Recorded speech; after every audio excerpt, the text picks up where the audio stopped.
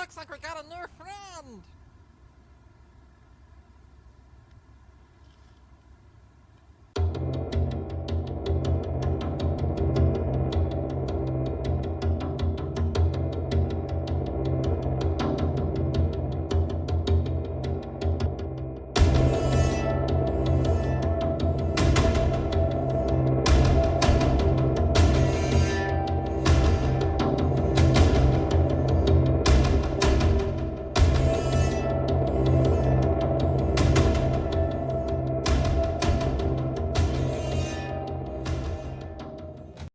Oh, hi everyone, and welcome to this week's episode of The Last Nights on Earth.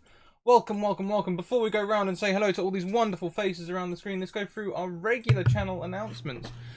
First of all, social links. If you haven't already, go and check out our Discord, our YouTube, and our Twitter. Discord, a safe, inclusive space where you can talk about TTRPGs and all the other wonderful things that we've got going on in this wonderful little community. Twitter, send me a DM and I'll get you a game. Not in this game and not in our Thursday game, because they're both full until the end of March. But I can still get you in one of our Retimer games, our Cypher System games, or maybe one of our Wednesday D&D games. I think that one's also filling up quick. But send me in the requests and I'll get you a game. Simple.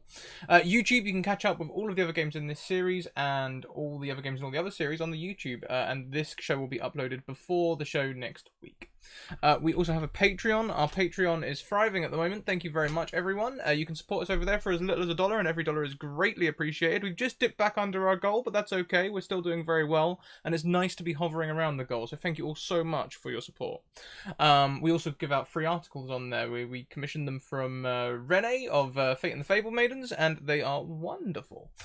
We also have merchandise. If you'd like to get a crest on your chest, head over to the Redbubble, where you can find our logo and plaster it on all sorts of items of clothing.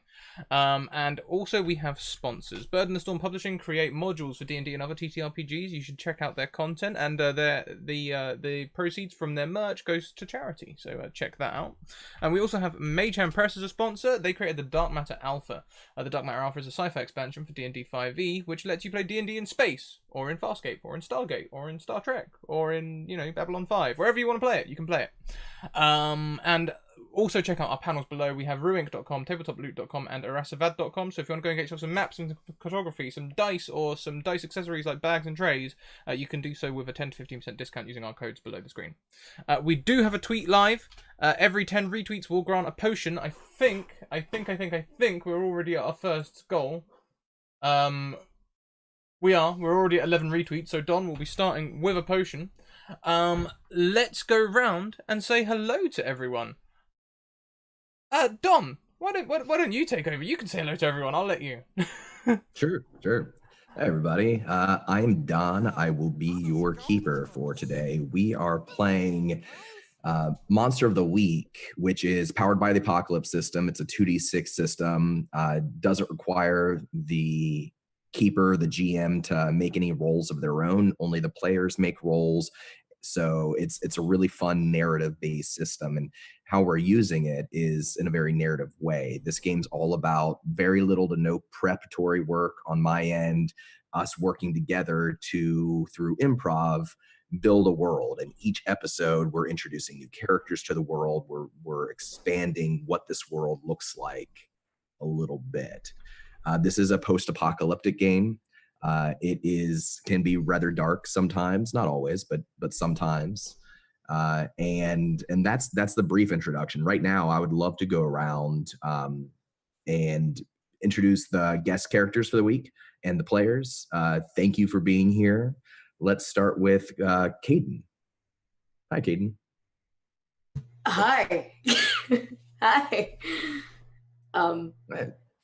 Tell us a little bit about your character and yourself. Okay. So I'm going to be playing a man named Amos Westfield. He's he's got a very kind of gentle disposition. He's quiet. He's very tall. He's very tall and he's very lanky, and he always has this ash blonde hair that hangs in his kind of gaunt-ish face. And he has a tattered red scarf that he always wears wrapped around him, and a t-shirt he wears underneath, a big jacket that's very tattered and very dirty and very old.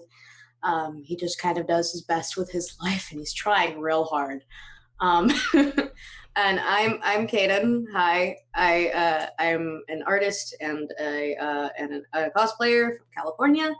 Um, I don't know I don't know what else to say about myself. I don't know. That's all right. You can find my Twitter, Fake Mom Night. I don't know. Is this your first time playing Monster of the Week, or have you done any other Powered by the Apocalypse games? I have the only tabletop RPG systems I've ever played have been Pathfinder and D&D 5e. I've always wanted to play Monster of the Week for like the longest time. I absolutely love, anyone who knows me knows that I love monsters and everything akin to that just vicinity of fantasy or just, yeah. And I'm very excited to finally get to play. I'm very excited that you guys let me be a part of this. Cool. A question about Amos. How have they changed? How have they reacted to the apocalypse? What's changed about them on the outside, on the inside, both? All right. So on the inside, he's become a little more close, a little more, a little less willing to really make deep connections. He's just more nervous and scared than anything else. He's been doing his best to, if he meets someone, to keep them safe, to see them on their way, help them get to wherever they need to go if he's able to. He likes to help people when he can. Physically, the apocalypse has mutated him. He has always been very tall and gaunt and just kind of very, not sickly, but very kind of spooky looking, for lack of a better word.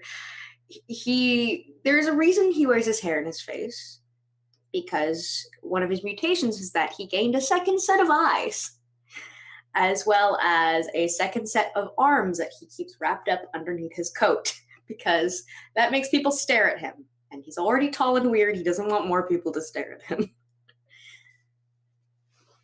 Yeah. Okay. Let's go over then to Dan and reintroduce Chris. Quickly, before we do, thank you very much to Michael Wayne, who has come in with donations to give free rerolls to Celeste, and also his Patreon has renewed today, and the D6 is going to Celeste as well, so Celeste has many boons to begin this game with. Thank you. Carry on. I'll remember that. Hi, Dan. Welcome back. And you've played Chris in our first episode. Chris is coming back today. How are you, and what do you think has happened to Chris? You don't know. I'm just wanting your speculation. Hi, everyone. Good to be back. And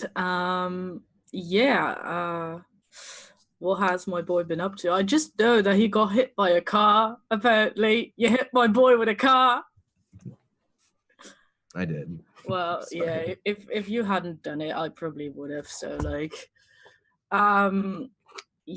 I'm playing Chris. Chris is also a very spooky guy, though I would argue that Chris is more of a, well, I would say one apocalypse ago, he would have been more of a, the type of guy your mum would like you to date, very, very white bread type, just socially acceptable, that sort of thing. But now he's gone full on Eddie Brock, because the apocalypse is very stressful. Everything is very stressful when your mind can do more than other people. And in the first session, we learned that everything hits Chris pretty hard in the brain. So I think I can mostly guess that he's not had a good time lately, though I do think that he's gotten a bit more of a grasp on what he can do. He's less, probably still suffering migraines and all that, but less nervous. Because the first session he was just nerves all around. So there was a week period of time where Chris and Rutherford and Celeste and those New York City characters from the first episode were together before they left New York City. And in that time, Chris was taking care of Jessica, which was a young girl that you found that was responsible for setting fires on accident in New York City. You sort of rescued her from a very dangerous man. Uh, what was that relationship that week like in regards to Chris and Jessica? I think that it's, how do you say that?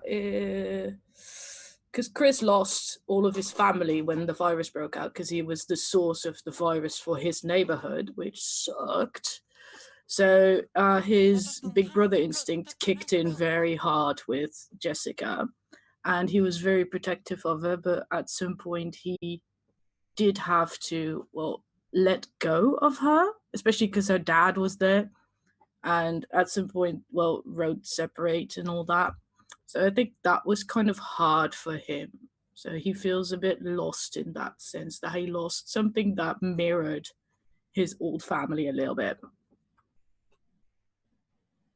Right. And I will say this before we get into the game, Jessica was also taken. Chris and Jessica, after the car crash, vanished. We'll find out what happened to them today, but she was with you at the time. All right. I'm gonna go move over now to Vicky. Hello, Vicky. Hi, How's back Celeste? again. Welcome She is holding up. Probably trying to find a bit of time to just let everything sink in a bit and trying to figure out what happened, where to go next. Still wrapping her head around what she learned last time we played, especially the warning that we got at the end. Mhm. And we'll get to that for sure. Do you think that she now that more time has passed, do you think that physically or emotionally she's much changed from a month ago when last she met Chris, when last they were in New York City? I think at least physically, she's gotten more stronger, more trained. I would guess so. Also, her clothes probably look worse than before. So more scratches, more tears. And emotionally, I think she's getting more and more unstable. She was quite relaxed and laid back and settled and knew exactly what she wanted before everything happened. And now she's definitely trying to have some kind of control, which she hasn't. And let's see where this goes. All right. Move at last over to Scraticus. Hey, Scrat. Oh, hi. How is Rutherford doing? Oh, Rutherford, they're doing grand. Before I crack on with that, thank you very much. We've had more things come in. We now all have a reroll. As I've lost Streamlabs. Where's Streamlabs? I'm fairly sure it was Mad Rogue has donated to give everyone except for Celeste a reroll. So now everyone else has one reroll. Celeste has 3. And also thank you to Michael Wayne for gifting a sub to Dang It Barb, and Dang It Barb has a reroll to gift to one of us should they reappear. Hi, Awesome. Rutherford, he's having well, you know, last week it could have gone worse. We didn't actually go and speak to any of the people that we intended to speak to. Instead, they came and attacked the pub and we left, right? So now we are leaving and we are going to head towards the place where Celeste thinks everything is going down, and I will be there to, you know, find my little sister, firstly. I'm sure Celeste knows where she is. I'm sure.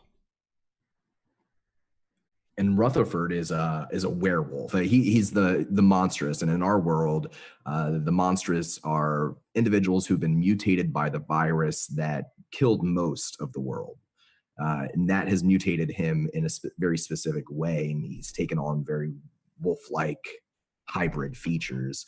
Has he continued to mutate over the past month? Is he still evolving? Is he still changing? Do you know, I think so. Imagine he's probably getting more sinuous and bigger, and though his face still hasn't changed very much, his skin is almost starting to darken, and perhaps his beard is starting to join his hair more and more as his face becomes hairier and hairier. It's a strange old disease. But, much like when we began, he's still quite happy with it. He always wanted to be a tough guy. And this has certainly helped him become that. Even though he does avoid looking at himself in the mirror, he appreciates the strength that's come with it. Although maybe not so much the primal rage. But things like last week when he was able to dive on grenades and things and save everyone, that felt pretty good. Even if he did fumble it and it somehow didn't, he feels cool. We also had some art, right? I'm gonna see if I can find that and post a link to it. Oh yeah, that was awesome. So I'll say this: we did get the first potion, and I rolled the potion, and I also rolled a 1d4 to determine who would get it. It was Rutherford, and I think matching what you just said, he has a boost to his morale and his how he deals with fear. That's the potion. I'm going to call that +1 cool. So go ahead and give Rutherford an extra cool point. He is getting better at handling himself and dealing with fear, and doing things like jumping on grenades takes some guts. And somehow yet he's still alive. So. Now he has 0 cool. Yay! Improvements. All right, well, that is it for the character intros. I'm going to go ahead and get us jumping into the game here. So no one knows where the virus came from, whether it was hatched in some secret military facility or if it was a plague sent to Earth to punish a world that had grown fat on its own corruption. All anyone knew was that Captain Trips first appeared on Christmas Eve 2018, and by February 4th, 2019, the world as we knew it had ended. The airborne virus started like a common flu, but within 2 days, its victims' internal organs began to shut down until eventually their heart exploded and they died.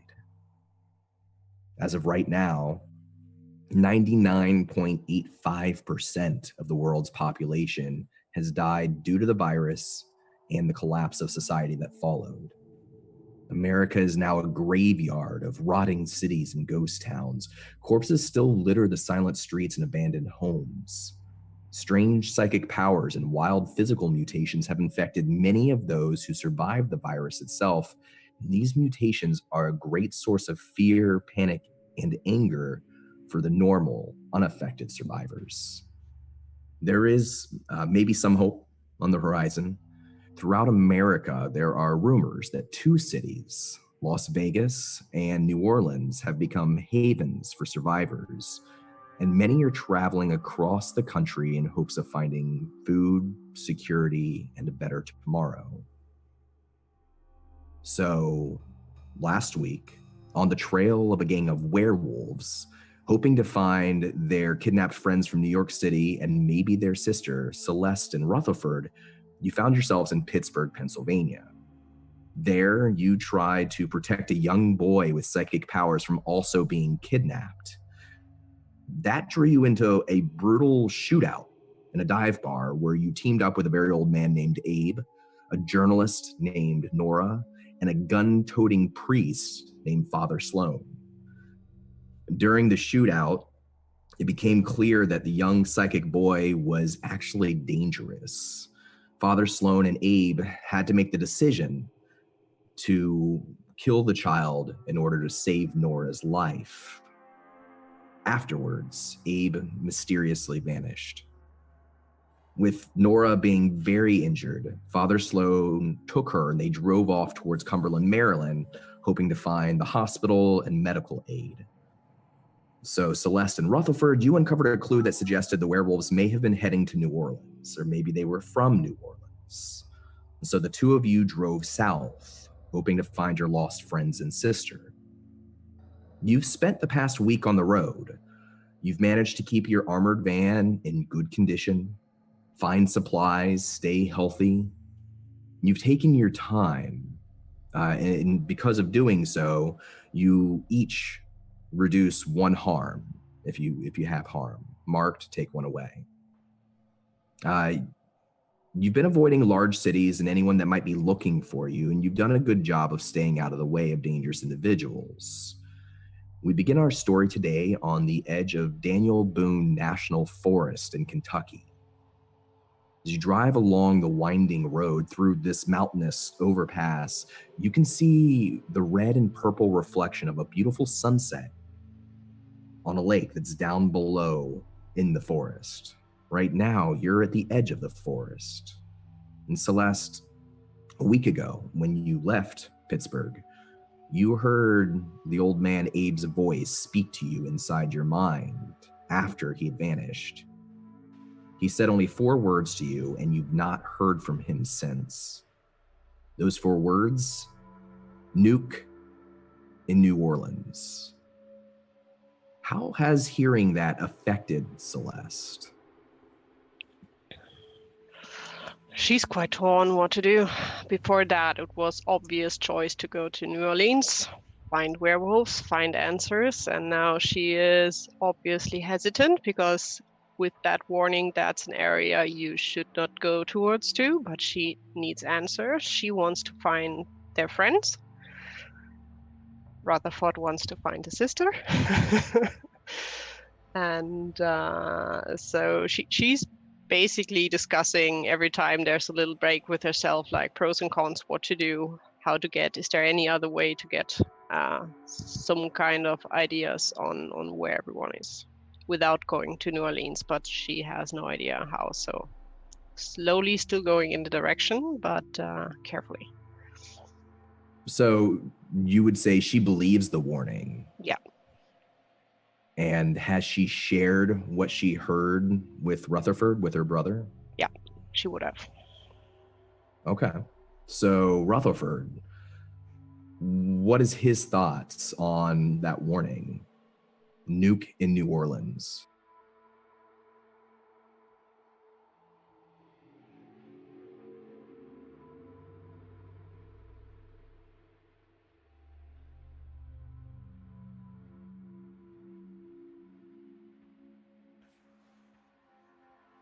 Thank you. So mostly difficult to process. Rutherford is struggling to process this. I think his thought process is almost sort of pseudo-logical. There's a logic there, but it's kind of... does a nuke in New Orleans help him find his sister? No.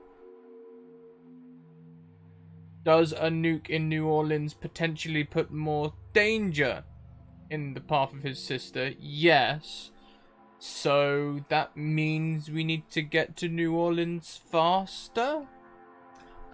I'm sure that Celeste has a good idea of what is going on, and everything will be fine. Celeste will sort it out.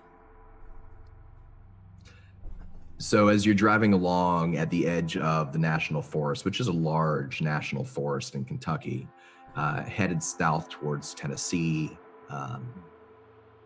you see the lake and you see the sunset reflecting off the lake. It's serene, idyllic, one of the more beautiful sights you've seen.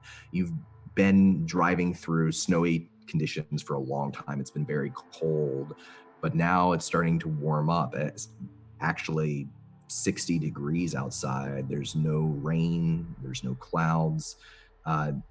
It's a faux spring because you know it's still winter, but at least for the moment, it feels like spring. Are you guys having a conversation, the two of you? Are you having a conversation in the car, or has it been quiet? I think it would have been, at least from Celeste, I think it would have been quiet. She's still quite in her head, trying to figure out, just focusing on the road, how far she has to go. And with sun slowly setting, I think that would be the point where she would like get out of it and ask Rutherford if he has a place where he thinks we should take maybe a break, because I'm not sure we should drive through night and day. We need to have a break in between. Not like we have a tent or anything, but correct me if I'm wrong, this armored van, right? It's a van, so Mhm. I would have guessed we slept in a car. I would say that is probably, we could even build a fire, either maybe not in the van, but close to the back of the van, and sort of use it as a shelter. Question is, do we want to stay in the woods and take a break here, or do we want to drive a bit south? I am growing much more comfortable with the woods, to be honest, with every day it seems. Then I would try to find basically a way. Is there any way we can just like go off roads? Absolutely. Yeah, there are multiple roads. Like I said, it's a large national forest with fully paved roads. And like other places, there's cars stalled out on the side of the roads. The streets are sometimes hard to navigate. One of the reasons it's taken you a week to get from Pittsburgh to Kentucky is the condition of the roads. But here it's a little less congested. You're a little more out in the middle of nowhere than you've been so far. You can drive through the forest on the roads. You can get out of the van and walk along the walking trails in the forest itself off the side. At least Celeste would look for a place where she could go a bit off-road and really park the car and get to the idea what Rutherford have to have a campfire in front or at the side of the car, but not moving too far away. It's easy enough. You drive to the edge of the woods and go just a little ways into it. And there's a spot where it looks like maybe park rangers would have parked their cars when they were going around and doing their work in the forest itself. And that's where you're able to kind of pull off the side of the road there and take a look around. And as you're pulling your van into that parking spot, the lights on the inside of the van turn on, the overhead lights. They flicker, and then they turn off. Just turn to Rutherford. Did I imagine that, or? I do not think you did imagine that, no. Some sort of electrical pulse in the air? Can I just grab my glasses out of my pocket, put them on, and carefully look if there is something in the rear view in the mirror, or just turn around? Or what glasses are these? The one I got from Penny. Just Okay, to see so if there's anything, because it must be creepy if the lights flicker. Yeah. Give me a weird check.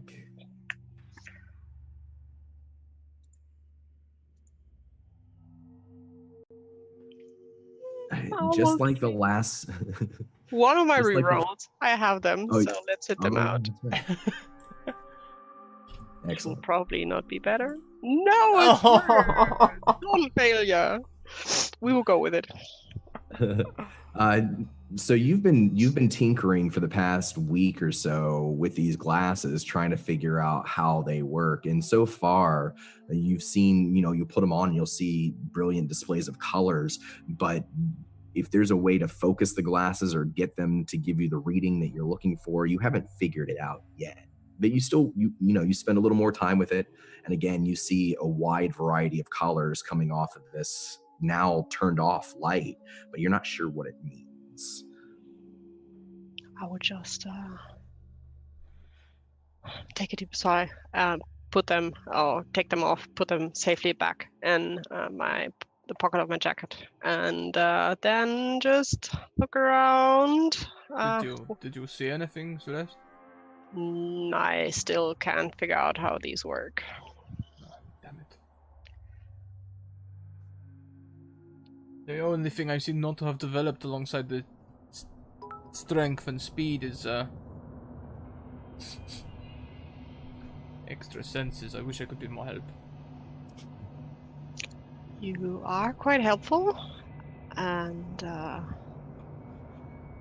well, I think with anything that is not really there, it's hard to find them anyhow if they don't want to be found. So, carefully driving on until we have the spot where we want to stop. Mm-hmm. You've parked the car now. You're able to, it's good cover. You can still see, through the canopy of the trees, the sky. It's not nighttime yet, but it is twilight now.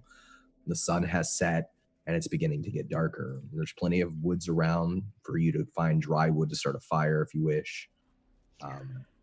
It's a nice secluded spot. Yeah, that would be at least what Celeste would do. Just parking the car.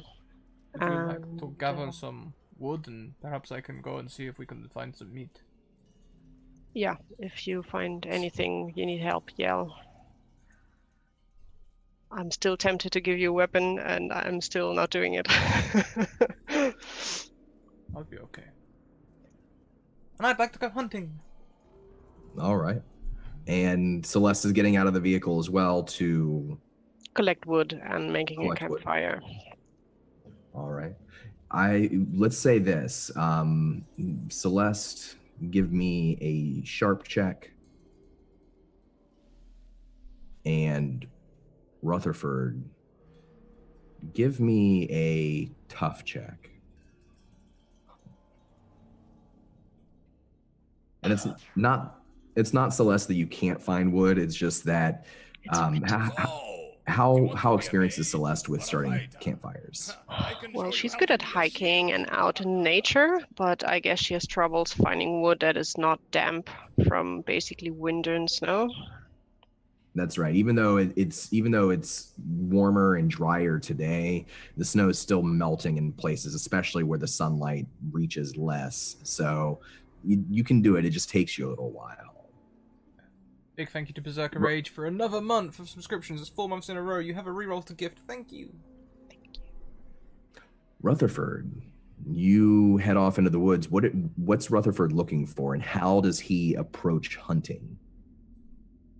Rutherford never used to be much of a hunter, but got a real taste at the moment for some deer, venison, or veal, maybe.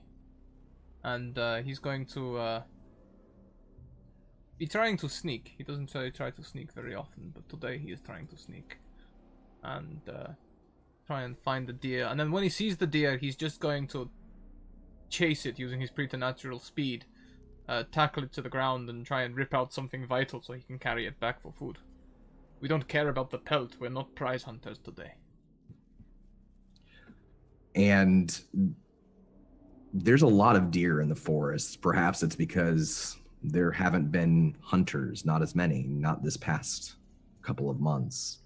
And so you very quickly find a deer, and you do chase it through the woods into thicker tree line until you reach a small grove. And beyond the grove, you can see that lake not too far away.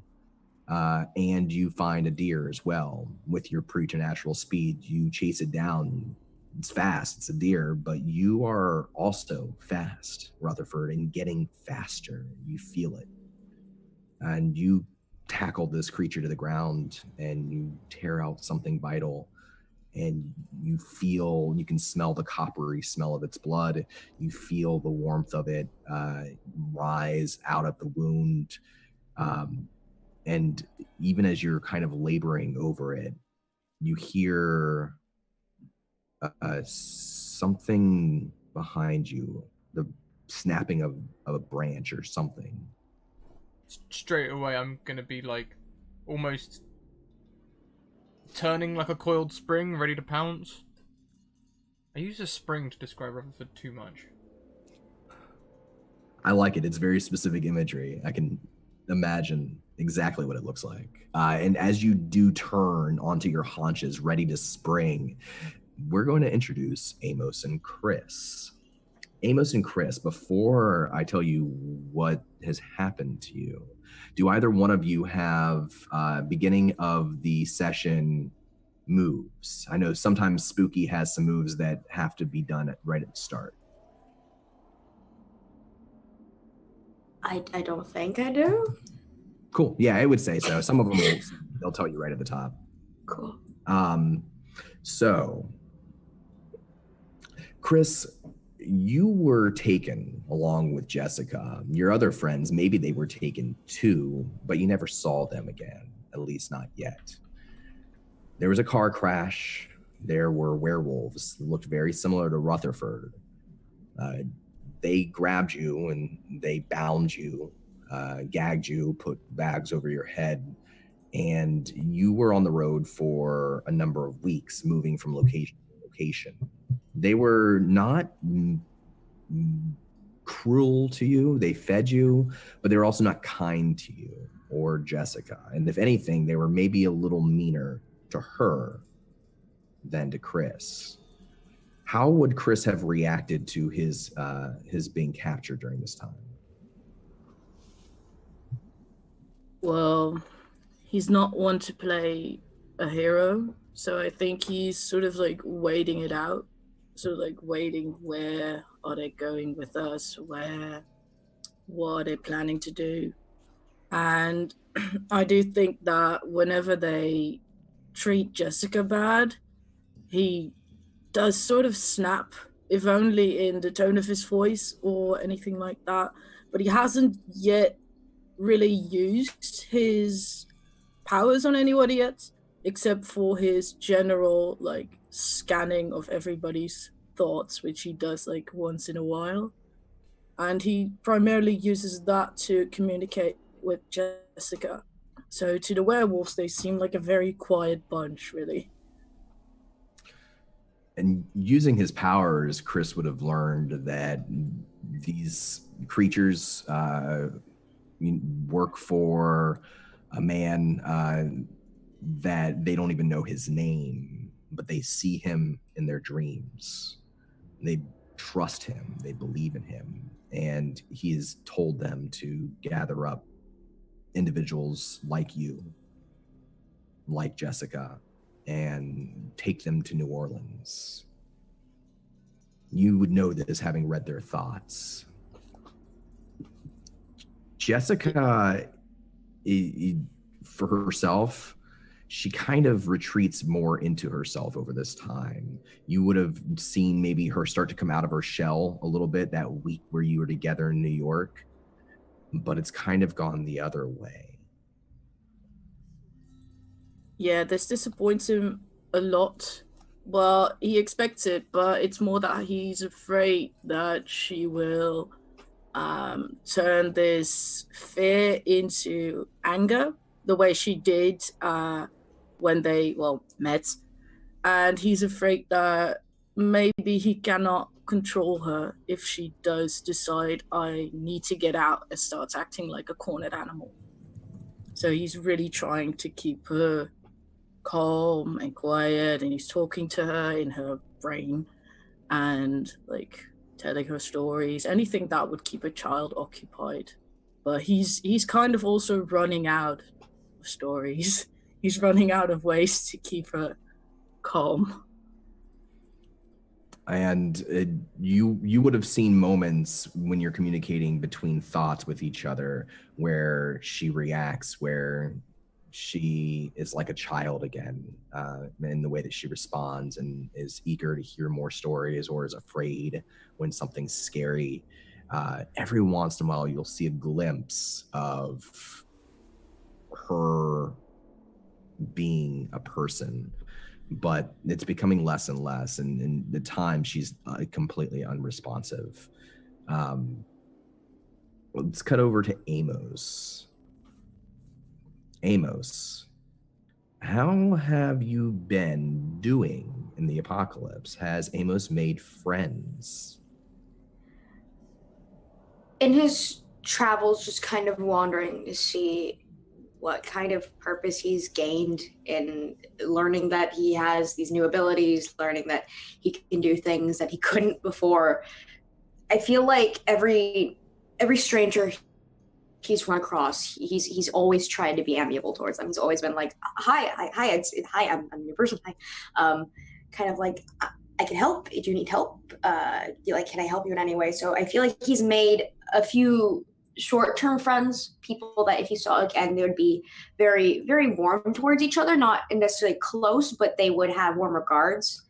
Because he's a very kind-hearted person, and he's just, I feel like right now he's been alone for a while. He's been kind of hoping to come across someone at this point because he's been so alone for longer than he's been in a while. He's lonely. They came for Amos like they came for the others, but in the middle of the night while Amos was sleeping. The last couple of days are a bit of a blur. When they came for Amos, there were other men too. The werewolves, and then men wearing military garb with automatic weapons. There was a gunfight, and the werewolves, Amos, and the other captives of the werewolves, Chris and Jessica, you were all taken somewhere by these military figures, dragged into some underground base, some laboratory. What's happened in the past 2 days is a fever dream. Flashing yellow lights in the dark, the sound of machines and liquids bubbling, a man's voice. You can't remember what he says as he stares down at you, looking at you as if you were meat. The men with their weapons and their military uniforms. And then somehow together, and you can't remember when it started, Amos and Chris, you found the opportunity to try to escape, and you escaped together. Right now, you're finally starting to get out of this drugged state that you've been in since you were taken there. You were running through the woods. Maybe you haven't even introduced yourselves to each other. And it's as you're running through the woods and it's getting darker, and you know that you're being chased, that you come face to face with Rutherford in the grove, standing over a bloody deer carcass.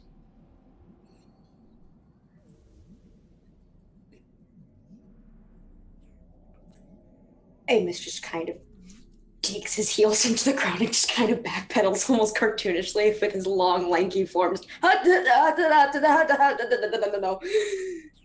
What? Points at Rutherford. Kind of puts his arm out in front of Chris, like, no. Okay. Chris, is that you? Hold on. Do you know this person? Is that? No. Yes. I stand up, wiping blood from my hands and face. No. What happened to you, Chris? What happened to me? What the fuck are you doing? I'm hunting. Okay, good point.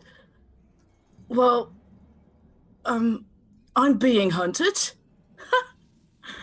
Oh. Opposite ends of the spectrum. Yeah. Is C here? She is back with the van. Preparing a fire. There's stuff in the woods, and we have a problem. Help. What? Okay, walk and talk. Come with me. I'm gonna shoulder the bloody deer and start heading back to the van with them. What is hunting you? I'm inclined to call them werewolves. Like, they kind of look like you, Ruth. We saw them run you off the road. They were men too. Men. Look, maybe I don't know. Military uniforms. Oh yeah, it's like this guy. He's another me. He's like me and Jess. They were collecting us, it seems. It's like we were some kind of prizes. Maybe your experimentations. I don't really know. We've just kind of been in a haze. I think the latter, and that sort of fucks me up, man. Yeah. I don't really understand, but Celeste will understand. Where is I don't really understand either. where is the little girl and the person who's protecting you, Chris, looking after you?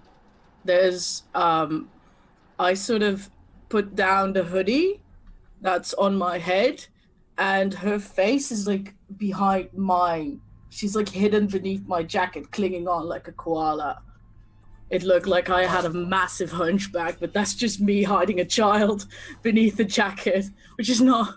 It's the best concealing method we've created together, and she's gotten quite good at it.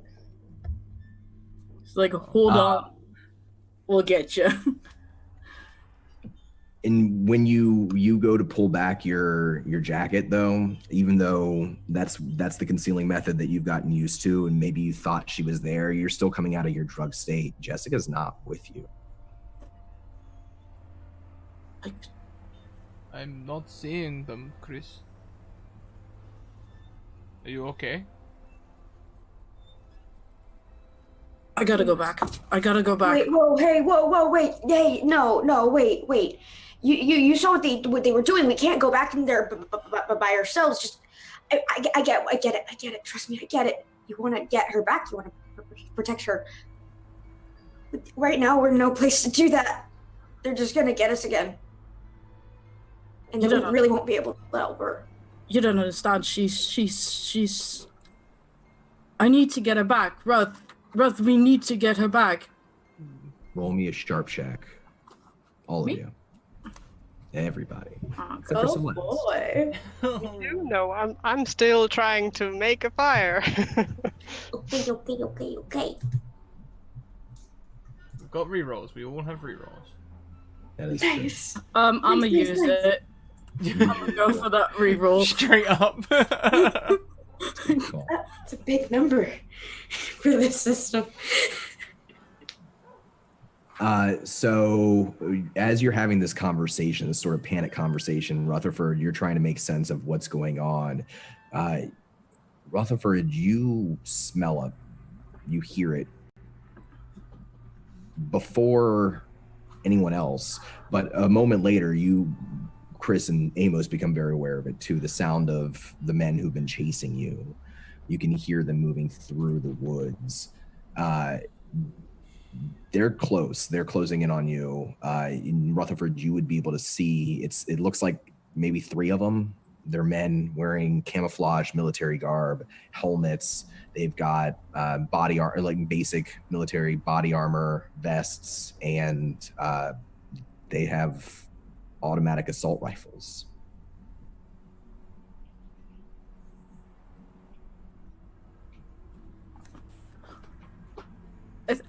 I think we gotta go. Quickly, no, get down, just for a second. Get down. Okay. Look, Ropes. I'm going to leave the deer here. The van is that way. I'll buy you some time. Get to Celeste, let her know what is happening. Are you? You're not gonna do this alone, Ruth. No, don't worry. I have a friend in the woods. They are watching from a distance. I'll be okay. You sure? If you want me to make some sort of check for that lie. Is there a We'll call it a cool check. I makes sense. That makes sense. recently got an addition to my cool. Oh, look at that. That's pretty good. Yeah. I mean, he seems convincing. Chris believes it. All right, you like get back soon, else I'm coming to like get you and like kill you again and like that way you said. Yes, that way. Okay. Let's go. I'm gonna follow you. Also, okay, yeah. He's gonna go with Chris. We're heading towards the Towards direction. Yeah. Both of you can make me a cool check to see how quietly and without panic or giving yourselves up you guys can make it through the woods. Okay.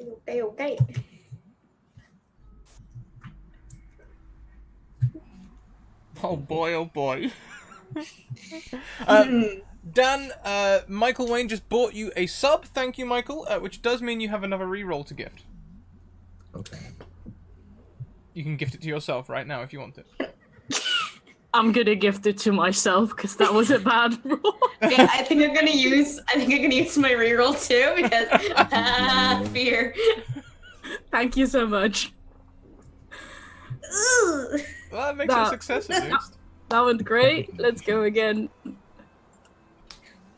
We take the second roll, remember, not the Oh highest. wow. Mm-hmm. Oh boy. Swap places. We just swap places. It's fine. Do not let this be a trend, people. All right. So you both move quickly and quietly as you can through the woods, trying to move away from the men towards the van. Rutherford, what are you doing? I am going to try and get down and possibly wait. I almost suspect that Chris and Amos, they're nervous, they're skittish, they're going to make noise, so I do not think it's going to be a matter of trying to cover their escape, but rather trying to use it. I will lie in wait, and when they pursue them, I will pounce on them like a madman. All right. Go ahead and make me a cool check, and then a tough check.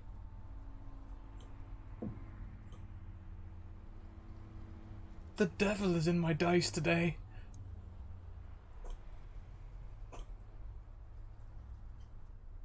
Welcome to the academy. So you crouch down, lie hiding, and two of the men, the third one disappears behind a tree. You don't see him pop out again, but two of them come directly past you, and they don't seem to notice you. And you're leaping out at one of them, both of them.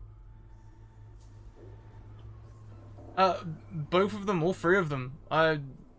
Did you ever play a game, Wolverine's Revenge on the PlayStation 2, where you'd sneak around all the time and you could set up these like intricate triple stealth kills and stuff? I want to try and do one of them. He was a PlayStation player, Rutherford, back in the day. Absolutely, yeah. And with those rolls, with the good rolls you've had, there's two of them that are coming past you. The third one you can't see; they've vanished somewhere else. How does Rutherford set up these stealth kills? He's gonna like lay near them in the path of them, and as two go past, you know, rip one of their shins out, grab the other one's throat, and you know, try and take them out as quickly and effectively as possible. At least two, if not all three. You do. And Chris and Amos, you hear the men shout. They don't really have time to get out full sentences or words, but it's gargled as blood is, their throats are torn out by Rutherford, and you can hear the sounds of the animal. Chris, this is more vicious than you've seen Rutherford in the past. This is a different beast. And it's as you're getting away and he's tearing these two soldiers apart that you see the third one. And Chris, he sees you since you switched positions, not Amos, but you. And he comes barreling through the trees. You feel his shoulder slam into your side for one harm. And he's got his gun lowered down at you. He says, "Stay there. You're coming back." Amos is just gonna kind of immediately halt and kind of whirl, seeing this person who he's escaped with, and he's just gonna kind of say, he's just gonna back off, and he's gonna push his hands forward and try to push a force of energy, just like kind of psychic energy, to try to knock this guy off his feet and away from Chris. And what's Chris do? I think that before he reacts, because of course he's kind of like taken aback by all of this, if only because his shoulder really hurts. he's like, maybe it's dislocated. This sucks. But I think before he can do anything, that Amos's attack just goes like over him. Go ahead. Is that a weird check there? What move? I was thinking about using the it's a big whammy. You can use your powers to kick some ass. I love it. I roll sorry. Oh no, yeah, you roll weird instead of tough. Okay. I roll weird. Cool. You roll weird. 11. Does this psychic energy pushes out of you with a surge, and it slams into this man. It sends them flying up against a tree, and he hits his head against the tree. Despite the helmet, you can see there's blood trickling down his face, and he turns now on Amos, since Amos has outed himself. He turns, and he pulls the trigger, and the gun's already starting to fire. Thank you very much to Michael Wayne, who donates so that, they've said Christ as well, so that Chris and Amos both get a +1 to their next roll. Excellent. Next roll. Chris, I'll give you a chance to act here if you want. He's basically spraying bullets and spinning back around towards where Amos is standing. You have a split second to act. I think what he's going to do is he's going to break into his mind. Because he's hurting, so he can't use his arms very well. He's going to break into his mind, and his first comment, which is very unlike Chris from first session, but very much Chris two weeks later, is turn it on yourself. Excellent. And what move is this? I think it's manipulate. Manipulate? All right. I would think so. Yeah, manipulate. So. That sounds good. Go ahead and make me. It's another weird check, right? Yeah, I believe manipulate somebody is technically charm, but I don't know. This could also count as a big whammy because it's attacking. Yeah, I'm gonna call it a big whammy. All right, that is weird. Oh.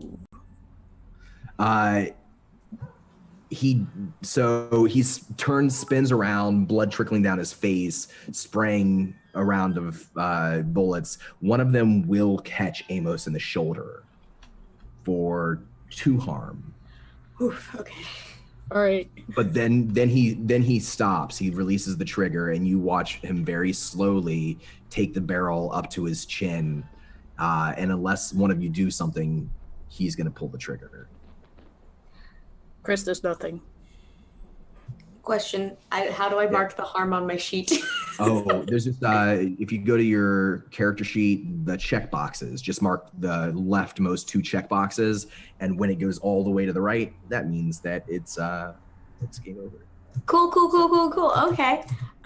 So I'm fine. This is fine. I just got shot in the shoulder. It's fine. So I have a second to react to what he's doing. Yes, and relevant information, Kentucky Hawkeye and Mad Rogue are both doubling down on Michael Wayne's start to give you +1s. So I think, Chris, you had a +1 for that one, so that would have made that one a 10. So going forward, you will have a +2 to your next roll, and Amos will have a +3 to the next roll. Okay, wow. Excellent. Thank you very It's the much. first time we've tried using these bits, actually, so we'll soon learn if it's OP, and if we want to do something to calm it down, Don will work it out as we go. Yeah. So here's how we'll say it.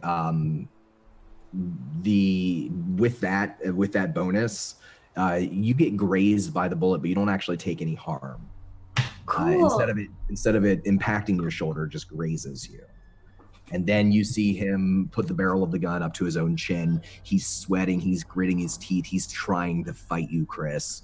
And then he pulls the trigger. And we're going to cut away from this scene and move back to Celeste. Celeste, you've been searching for firewood.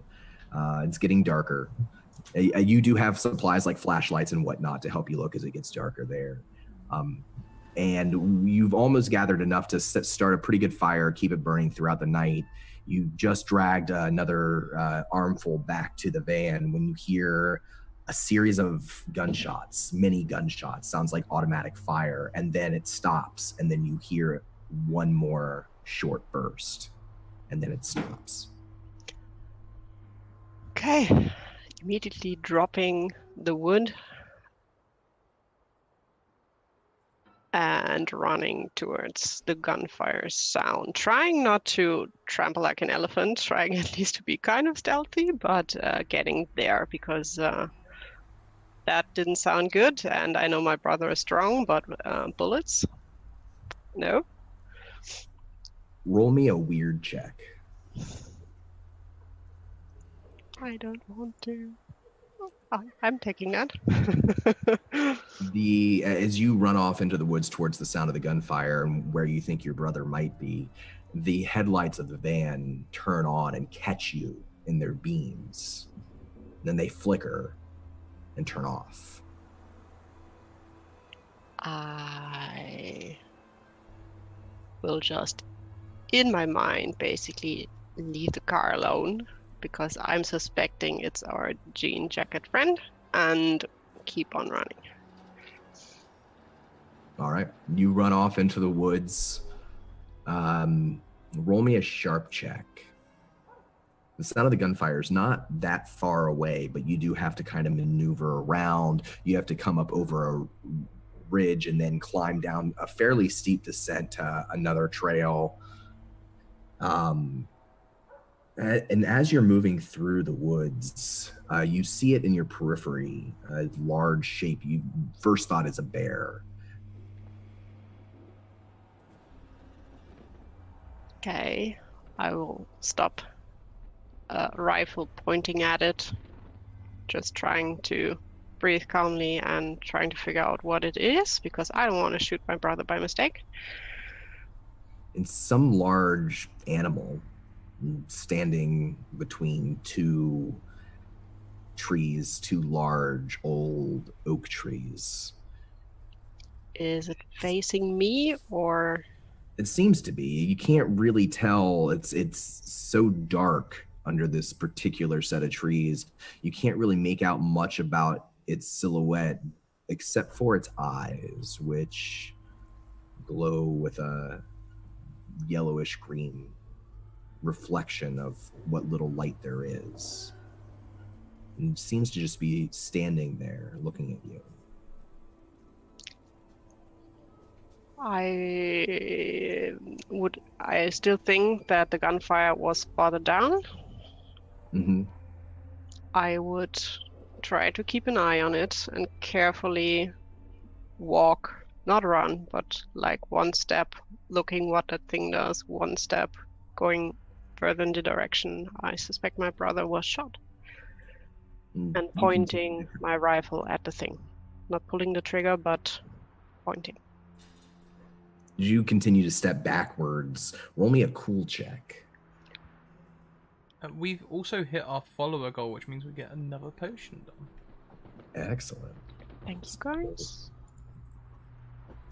I'll take that. All right, and that was a 9 on your cool check. Mm-hmm. This potion.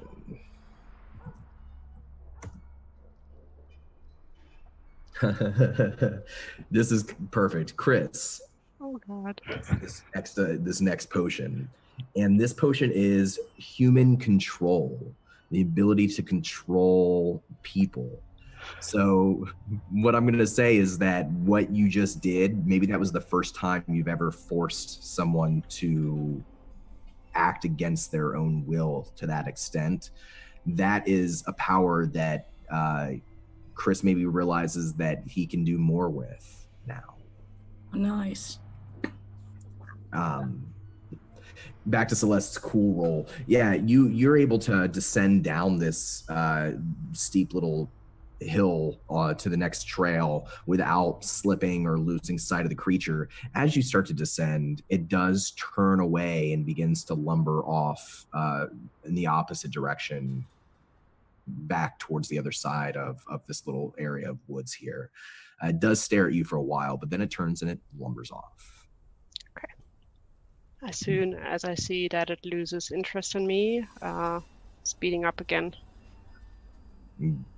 You catch up to Rutherford. At this point, Rutherford has torn apart and killed 2 men wearing military camouflage armor uniforms. What's Rutherford doing when Celeste reaches him? Okay, so I pointed the two towards Celeste. So did Celeste come from the same way they came from? She would have come from the van. Oh, right. So I guess she probably would also first run into Chris and Amos, who have just dispatched this other man. So you'd see Celeste, rather than just Rutherford, a third soldier. This one slumped over on a tree, gun propped up in his arms, his head gone, more or less. And Chris and Amos. So you would see Celeste come through the woods in the direction that you were heading. I will just freeze on the side. Same. Amos is kind of staring at the guy against the tree. Goes,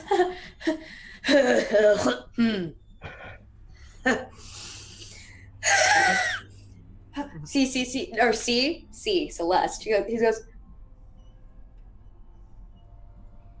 Do you know this one too? To Chris. I will Yeah. call Yeah.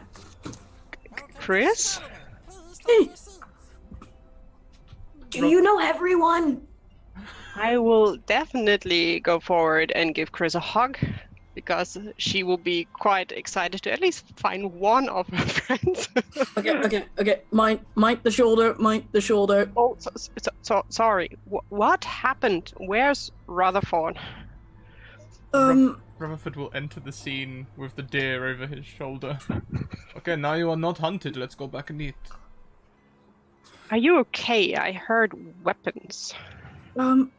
Shooting automatic rifles. What the hell? Define okay. Has anyone bullet holes in them? Bleeding? Dying? No bullet holes. Probably a dislocated shoulder. Not sure. We can fix that. An upset stomach. Yeah. I We... think only the human hunters are full of bullets.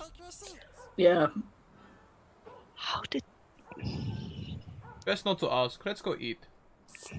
I don't know if I'll be able to, but I'm gonna do my best. I'm not sure. All this exercise has actually made me very hungry.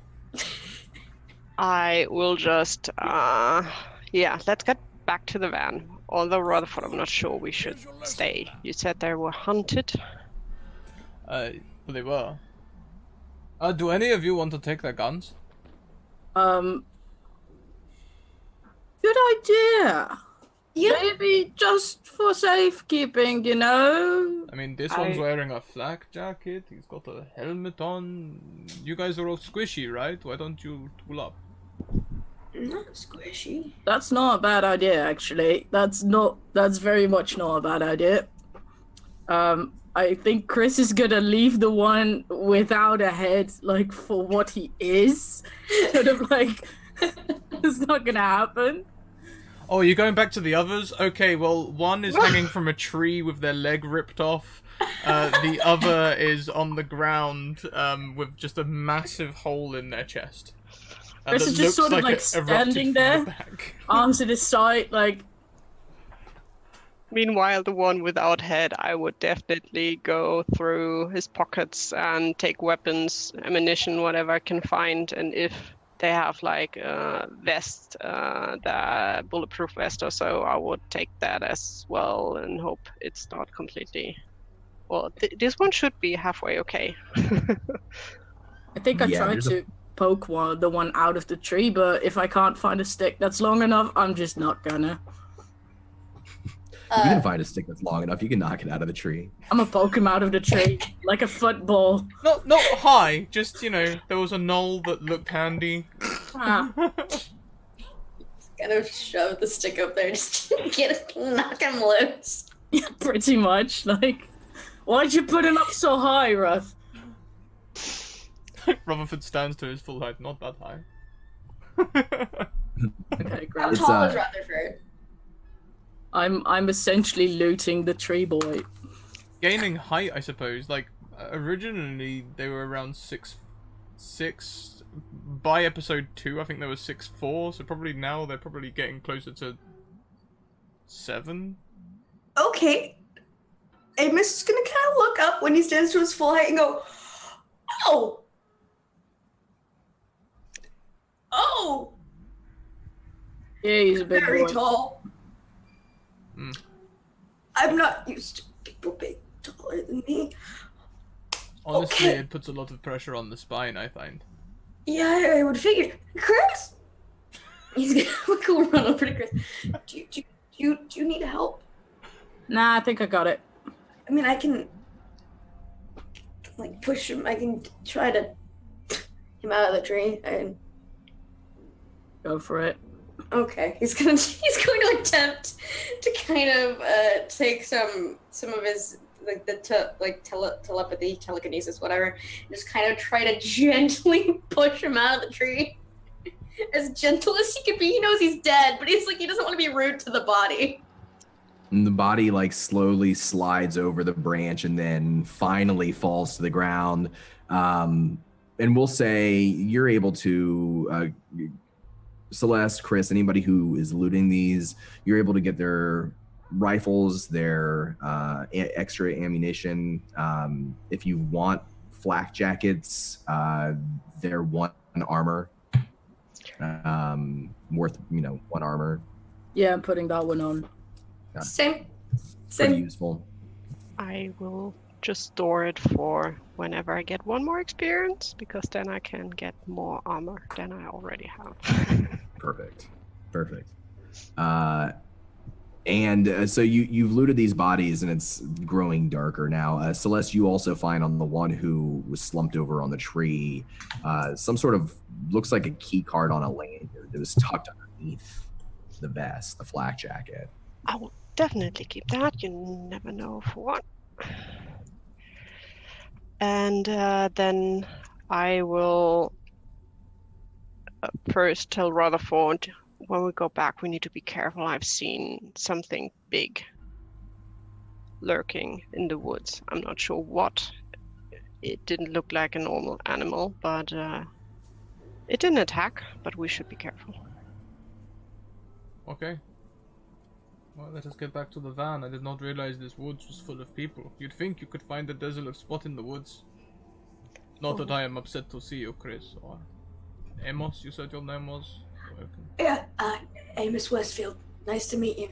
Rutherford. He points at Celeste. I'll shake his Yeah. hand.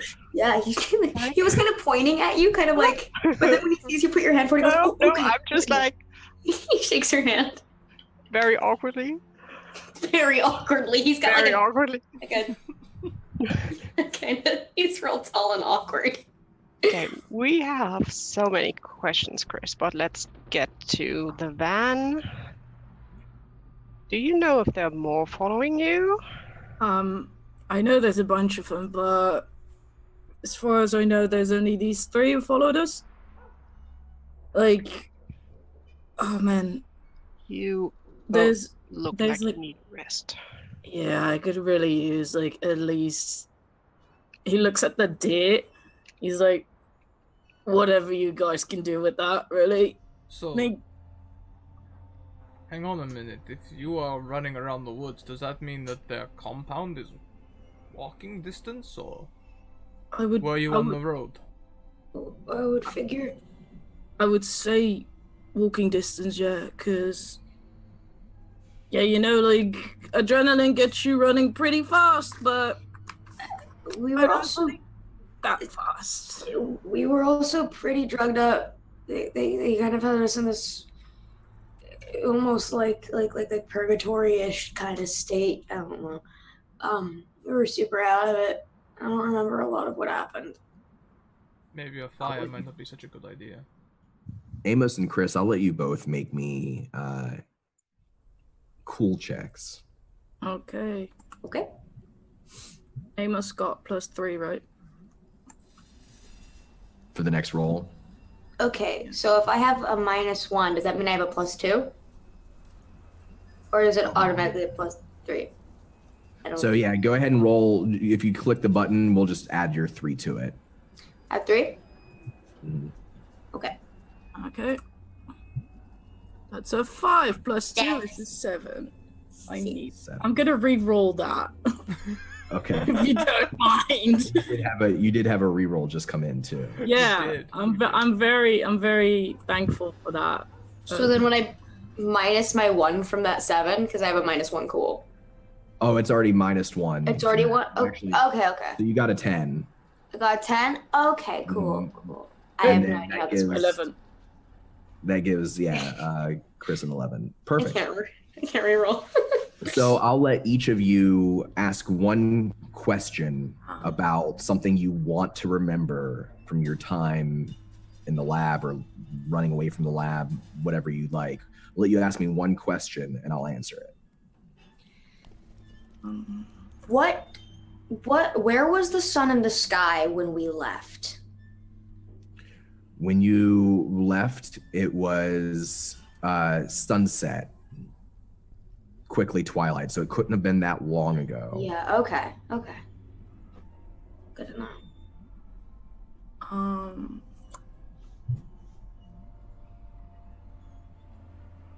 Do we know what they were gonna do in New Orleans?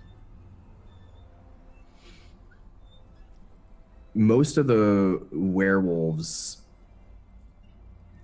didn't seem to know what was going to happen, just that they're supposed to bring people like you, specifically mutants with psychic powers, not necessarily the ones who were physically mutated to New Orleans.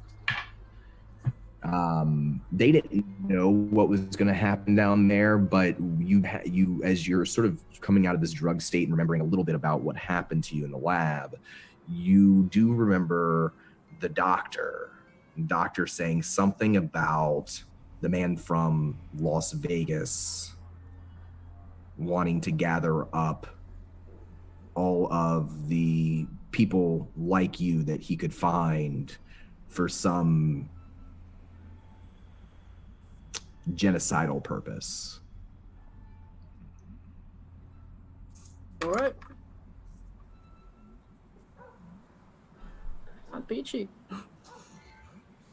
In reference to how far away it could possibly be, Rutherford, I think it was just sunset when we got out near twilight, so it couldn't have been too far away.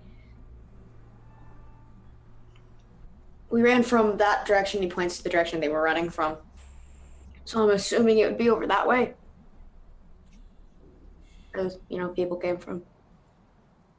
Okay. I do not think the fire would be such a good idea after all. But I would say let's get to the van. Let's check Chris. Maybe at least get his shoulder located again. I'd appreciate that. Do we have any ready to eat food? I would guess since you were hunting in the woods, we would keep at least what kind of snacks and rations we will have.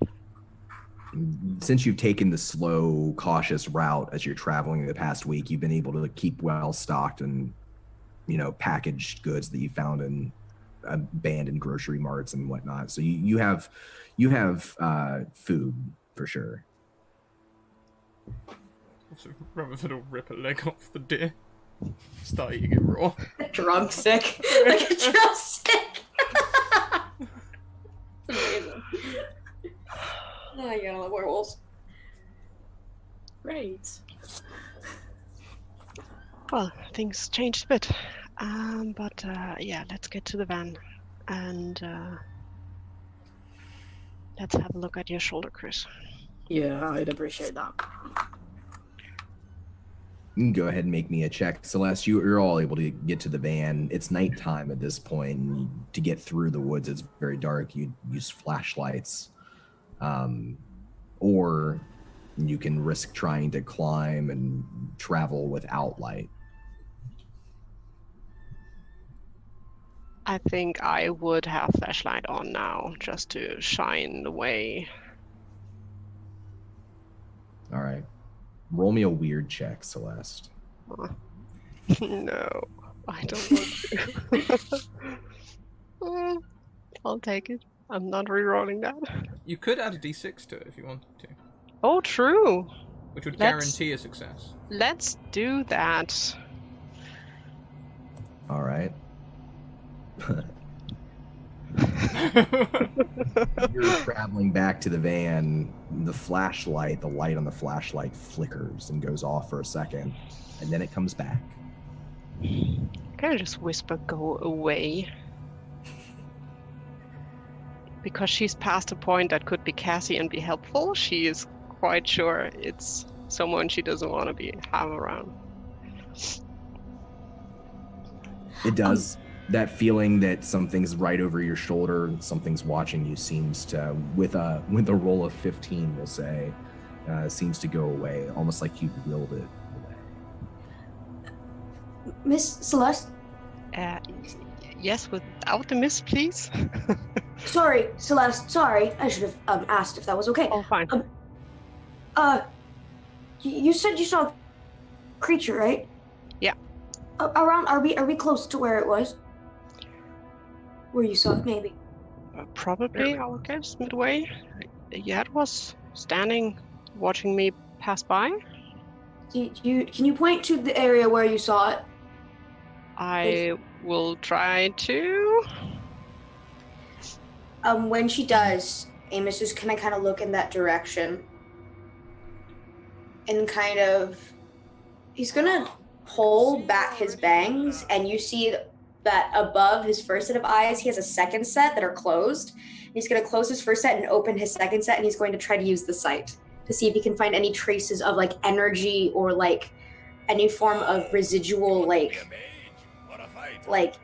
energy or just anything that he could use to maybe identify or track where this creature could have been. Absolutely. Go ahead and do investigate a mystery for me. Okay, is that... Oh, it's make me a sharp check. When I see that, I would lean towards Chris. Where did you find him? I don't know how to do that. What am I...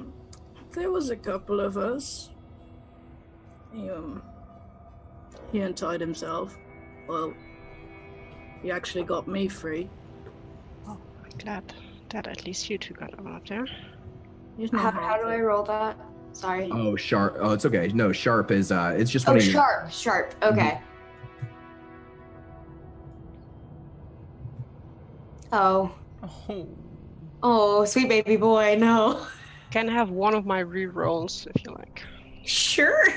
Can't really get much worse than that. I mean, I probably could. Here comes the double one. No kidding. 9. That's better. Thank you. You open up your second set of eyes and you see further in the woods through the shadows. It looks like a little boy, like maybe 8 or 9 years old. He's standing there. His eyes are shining, reflecting moonlight, but there's something green or yellow about his eyes. And you can see with your second set of eyes that he's holding, it looks like in one hand, an insect, maybe a butterfly, and he has a pair of tweezers in his other hand. You watch as he's staring at you through the woods. You watch him tear the wings off of this insect that he's holding. As he does, you can smell burnt hair in your nostrils. And then he turns and he moves off through the tree line. And even though he disappears from your view, with your second sight, you know where he's going. He's going to the lab. I just gotta chill. Amos is just gonna kind of close, open the first set, just put his hair back. You good, buddy? What did you see? That thing you saw. Take a breath. Capital letters, periods. Spaces, commas, semicolons. Cool. That thing you saw. Mm-hmm. What did you say it looked like? You said it looked like a beast, like Yeah. maybe Bear Oh my size? God. yeah, it looked like maybe like a 10-year-old boy. You guys, We Are Nerdsmith just came in. I don't know what it was in dollars, but in UK it was £76.66. So it's got to be around like a Jesus. $80, Hi, $100 guys. donation. You guys! Thank Hi guys, good So to see you. Hey, Hello, thank Nerdsmith. you. Hello, family. That's my family. Yeah. You guys are awesome. Amos is just gonna kind of go, that wasn't a monster. It was a I don't know what that was. It was not a bear.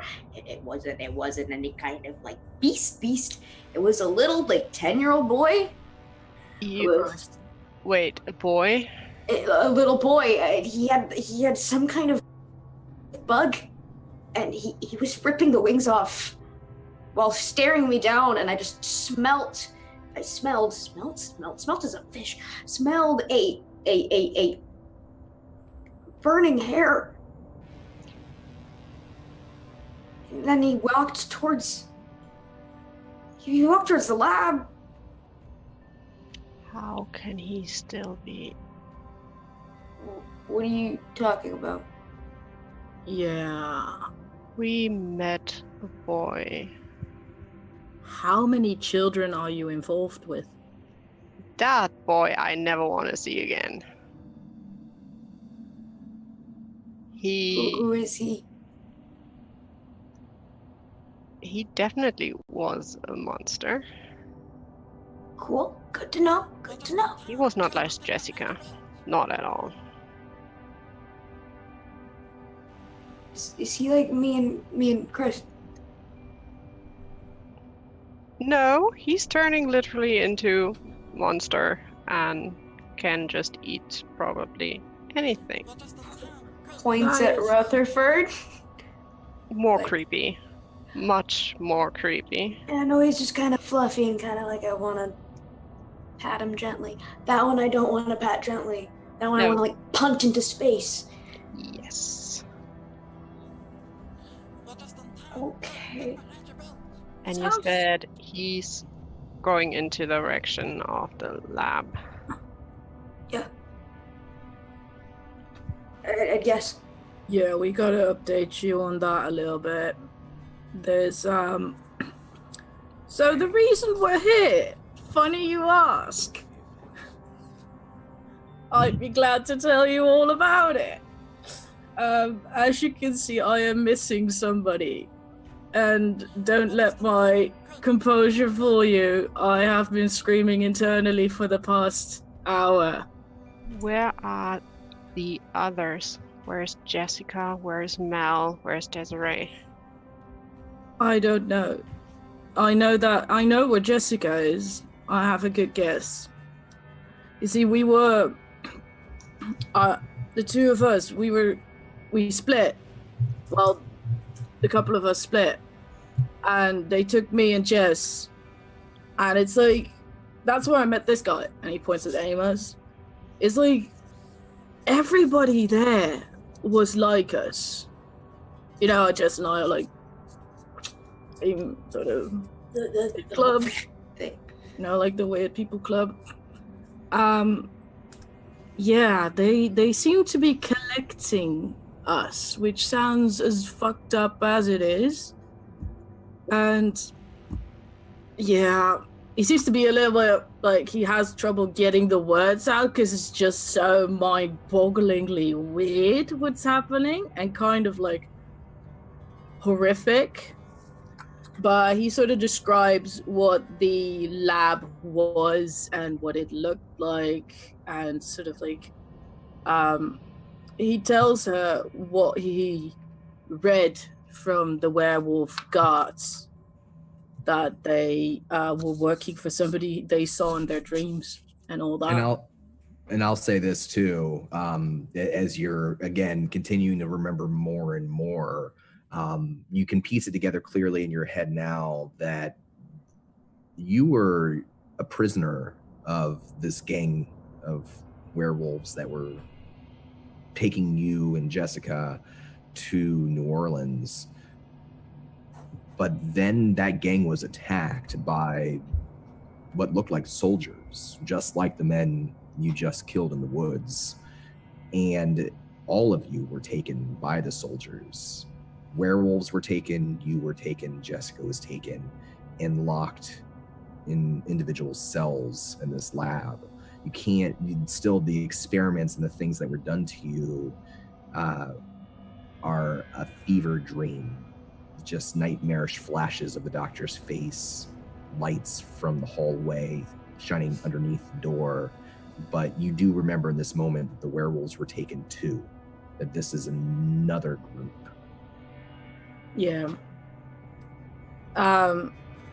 My guess is, and that's like the best guess I have, and I kind of do not want to get these words out of my mouth, but I think they're amassing weapons in the form of us.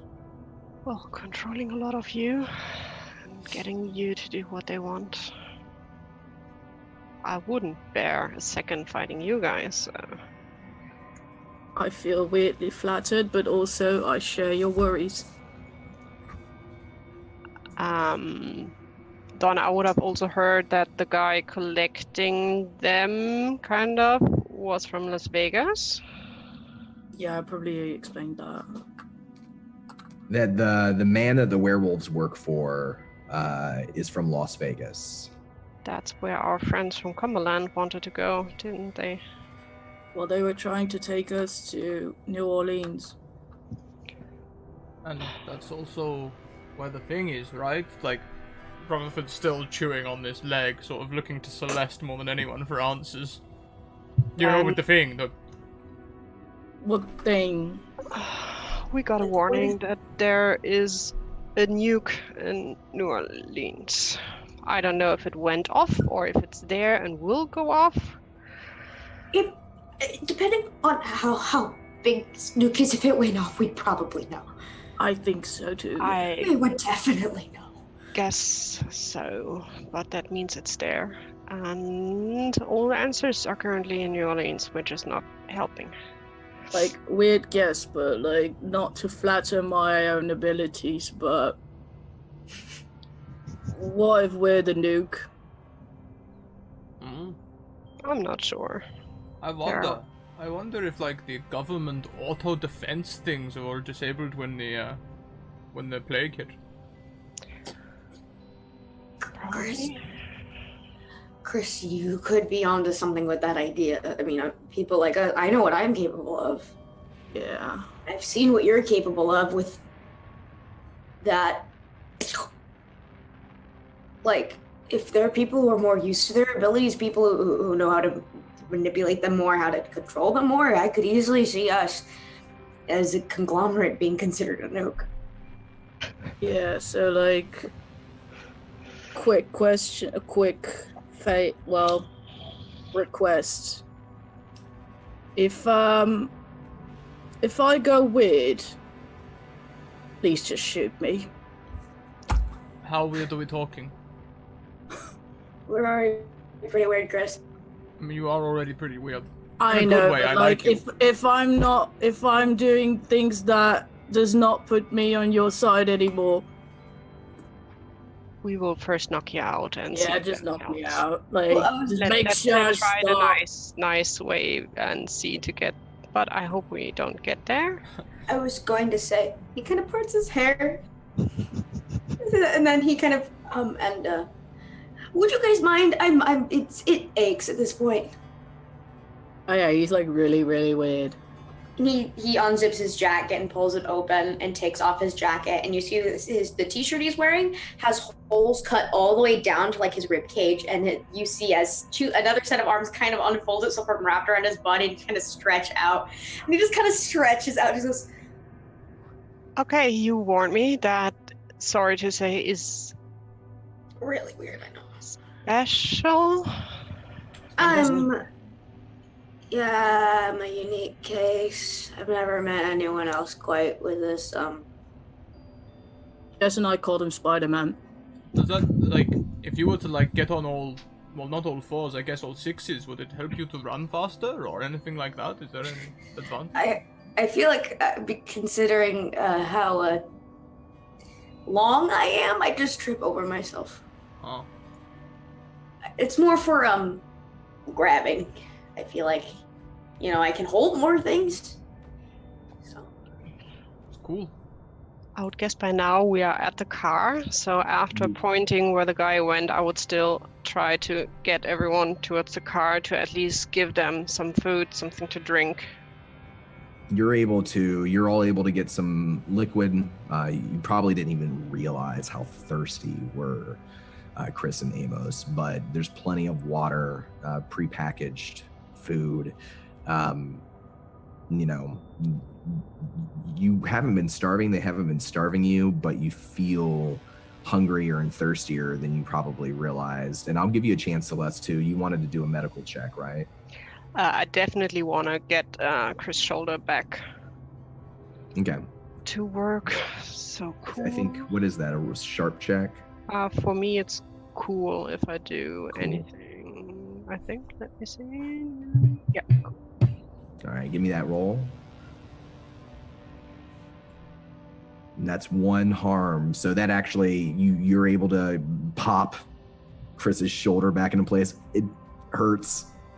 I'm sorry, but at least now it will work again. It's fine. It's fine. I will have probably still a bottle of rest of whiskey or something like that. Thinking about, no, I'm not giving that to the weird kid that needs to clear mind to control everything. We'll probably take a sip and put it away. Or if we'll just continue to eat the deer raw. I will just watch at that, just shaking my head, but whatever. What? I got rid of the kidneys. Nothing to clean them in. Would have been nicer if we could have made a fire, but we don't have time for that. That's cool. We need to get to the lab. We need to get Jessica. Yeah. I'm not leaving without her. And maybe get more answers, although you already had a lot, not the ones I wanted, but I'm pretty sure that if you want answers, they are, or at least that place is the closest thing to answers you'll get in walking distance. And there's more of us. I can't remember how many, but if we just, they're gonna do some fucked up shit with them. the question is, are you two up for going back and helping to free the others? yes. The question I have is why? You know, why do you need a nuke? With the amount of people that are already gone, what is the purpose? I think it's more of a scare tactic, honestly, if I were to, think about it. A control. It's a way to get people to listen to you. A way to get them to do what you want is you scare them. Yeah. I guess. It just seems strange to me. Mhm. There's almost no one left to kill. Right? New Orleans is one of the big parts where everyone is walking toward to so far, so... And if he's from Vegas, maybe he wants everyone to go there. That's true. Makes sense. Create a haven, then take control of that haven. Make But I yourself. thought after this we need to find a way to get to our friends in Cumberland. They should not go to Las Vegas. You would both remember at this point, too, that their plan was when it got warmer, they were going to leave altogether, the entire town, and travel west. The good thing is they won't be too quick if they all travel together. But, Celeste? Yeah. or Rutherford, you seem to know this boy. Who is he? And if we run into him, what do we need to know? If you run into him, you run. That's at least what I took out of it. Cool. And I honestly didn't note a name. I'm not sure, Don, if we ever got a name for the boy. You did, Celeste. It was Joey. That's not terrible. Well done for my note-taking. I only wrote down Monster Boy. That's the only thing I wrote down.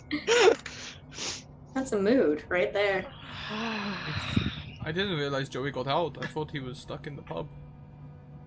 I thought as well. You saw, the last time you saw him, Father Sloan shot him. Mm-hmm. And his last words were, when's dinner, I believe. Yeah. Now, what's for dinner? What's for dinner? What's for dinner? I don't like that. That's the note I took. That's the important part. He should be dead. At least we left him for dead. Maybe that's why he's back with a vengeance. Perhaps I should have stuffed a grenade down his throat. Next time, although I hope we don't meet him again. Well, next time we need to get a grenade first. Yeah, that might help with the whole plan of, using a grenade is having a grenade. That's Yeah, not the or I thing. could, maybe tear to little pieces and spread them around, see how quickly he comes back from that. You got the chompers for that one. I've actually got a little bit of venison stuck in my... I don't need to see that, man. Really, don't need to see that. How much of the deer has Rutherford eaten at this point? I think they probably got about halfway through and they're starting to feel full. Still, Just that's a going lot at of deer, man. That's a lot of venison. Going at so- a fucking corpse. That's so gross. Oh, he needs So energy. what's the plan at this point? I have one last question for Chris and Amos. Just, do you remember or did you catch the name of the guy that's behind this, the one from Vegas? Chris, you were the one who was reading people's thoughts. Give me a weird check. Right.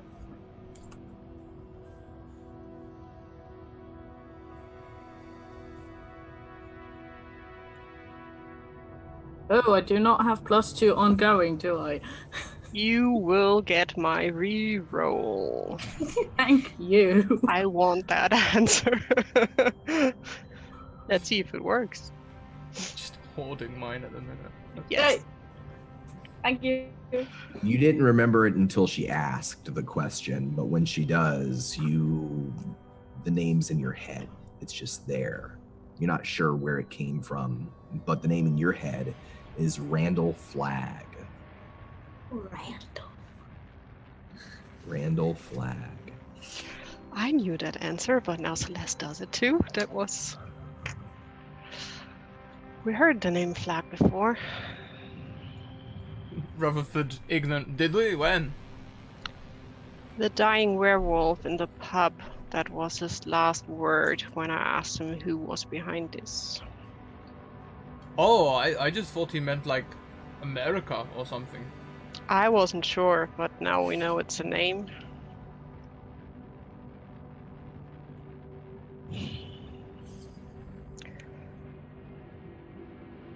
I would say we should try to head for the lab now. The longer we wait, the more they will be prepared. And now it's night, at least we can try to sneak closer. They without probably won't be suspicious, and there's 3 of you as well. You could, if you can wear the military outfits, maybe you can trick them to think you are the returning squad. Yeah, I think we can, sort of. And I will say those outfits are very bloody. We did it. We took a tumble. It's fine. We just tripped. It's fine. The psychics are dead. like riddled with bullet holes. Oh, I just fell over. This is but a scratch. We will have to see. Flash wound. Amos, I would say between watching this boy with your second sight go off into the woods and remembering where the sun came from, is you're remembering more and more. You kind of remember where it was, that this lab had a door inside a cave, that the cave was in a hill that kind of overlooked the south side of the lake. Okay. He relays this. It's like there was a cave. You're like looks towards the direction of the lake there nearby. There was a door inside the cave. I think that's where we need to go. Then I would say let's go. And I think we should leave the car here and go by foot. Okay. I like that. Yeah, good idea. So, How aggressive do we want to do this? at the moment, I would say we try to be sneaky and first of all, watch who's guarding it outside and if we see anything, and then decide when we're there. We are just 4 of us. I'm quite sure there are more inside there than we are. We need to not have all of them on us at the same time. I'll try to get some on our side. And once we get to the cages, well, I call them cages, but like, well, they were cages. Let's be real, they were cages. Yeah. I've We might noticed- have some more on our side. I've noticed that most people are just like that deer. When you rip out the vital bit, they just stop moving. So, That's how death works. need me That's to do pretty that. I accurate. can do that quite a bit. Okay, cool. You can disembowel. That's terrifying. Okay. Disembowel is a Yes. strong word. You know, the throat's just as easy. I mean, cool. You know, I typically go with defenestration, but you know, that one works too. I just wanted an excuse to use the word defenestration. Not a lot This of is- windows in a cave. Listen. This is your conversation as you're starting off through the woods. Yes. You're able to find. It takes you a little bit of time to get there, but it's not that far away. When you get to the edge of this lake, you kind of walk around to the south side, and you find that cave. It's dark, and even though you have flashlights, when you shine it into the cave, you can't really see anything. You're all standing outside this cave now. You'll have to kind of go down into it to get to the door. Celeste, roll me a weird check. Every time I don't want to. Your face every time you... Roll me a All sharp other stats is fine. Weird is the one I don't want to do. I will use my reroll, please. All right. Is this your last reroll? That is your last reroll. You only have a d6 left. And apparently, I'm stuck in Then another voice. wait. Then let me. I will take the fail. Then at least I have Oh, my experience You full. do have the D6 as well. You take the fail. I will take the fail and pick one of my moves, new one. Oh, okay. And Rutherford, make me a sharp check. Oh, you see now, why doesn't C do the sharp check? She's much better at sharp than I am, and I'll do the weird checks. I'm really good at weird. Sharp, okay. Yeah. You are getting better at them. I'm gonna getting- say this now and jinx it for the rest of the game. I haven't had a single roll where one of my dice hasn't been a 6. Rutherford, as you are all standing outside of the cave opening, thinking about going in, you can smell in your nostrils. It smells like burnt hair. And Celeste, you see not darkness within the mouth of the cave, but that same silhouette of that beast with yellow-green eyes watching you. Oh, stop, freeze. The boy. I smell burnt hair. Yep, sounds familiar. Should I try to talk with him? Be careful about it, but maybe. And meanwhile, I try again to pull the glasses out. Absolutely, yeah. Also, we've hit our sub goal as well, which means we get another potion. And we're only one away from our tweet goal, so there could be another one coming very soon. Go ahead and roll me a weird check as you put on the glasses. And yep, there it is, 20 retweets. I will use my d6 Okay. to add at least a 9, that's better. Perfect. Let me go ahead and do these potions real quick since we got 2 of them coming at once. First potion will be for Amos. Amos, this is a psychic power that Amos will get to experience once. You'll get to use this power once in the game, and I'm going to whisper it to you, so it's a secret. Cool.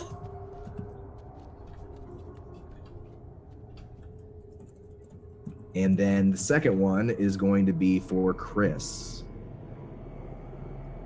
And that is... I'm going to roll this again because Chris has already had this before. Oh no! Roll. What are the chances? And what are the... Well, 1 in 100. Yeah. 1 in 10,000. What is that? Okay, there we go. That was a very unattractive expression I just made right then. Okay, so Chris, your power is temporary telepathy. Now you have permanent telepathy, so it's not so temporary for you. What we'll say is that using your telepathy power moving forward, Chris will have +2 forward on all telepathy rolls. Small question, how does that work with the previous potion with ability to control people with manipulate? +2 on manipulate? Well. Okay. Ooh. Ooh. Chris goes first. I'm gonna go ham, people. I'm gonna go ham. I'm now, mad. Celeste, you put on the glasses, and you're not sure if you're using them differently this time, or maybe this is the first time that you've really had the right circumstances for them to work. But as soon as you put them on, you don't see the beast. You see the boy. He's standing there, and he looks very much like he looked when you left him in that burning pub. He has the gunshot wound in his chest. His shirt is bloody. He's standing there watching you. And it's then that you notice that he's holding the hand of another figure, taller figure, older a little bit. They're in the shadow. You can't make them out. But you see the blue of a jean jacket.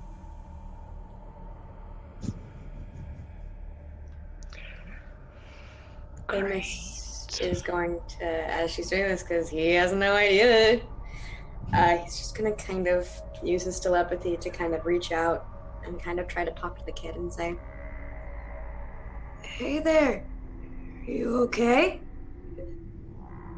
Is there anything I can do to help you?" And he's not saying it out loud, he's saying it through his head. He's like, "You okay? You look like you got hurt." Amos, make me a weird check. Cool. What's Celeste doing?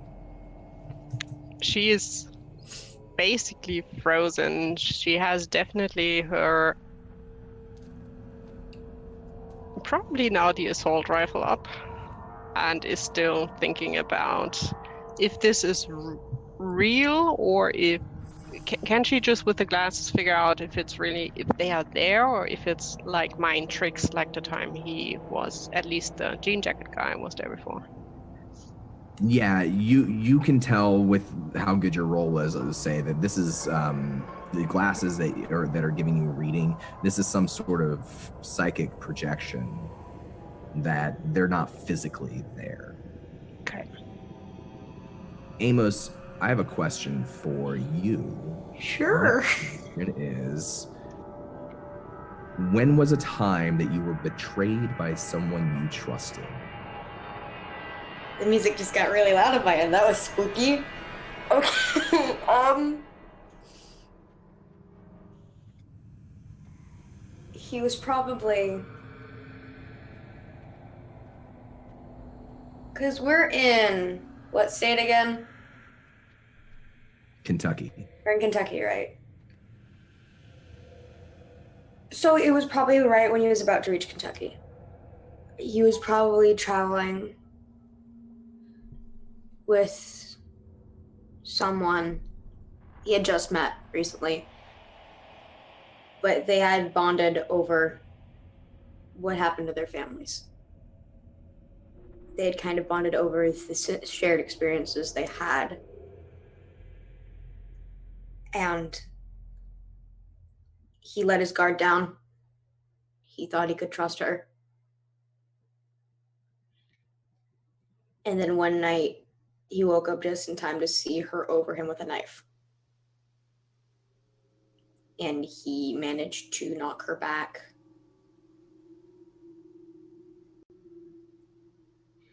And he ran.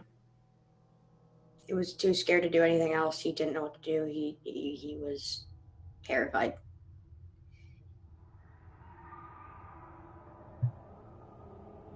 Did he see her again?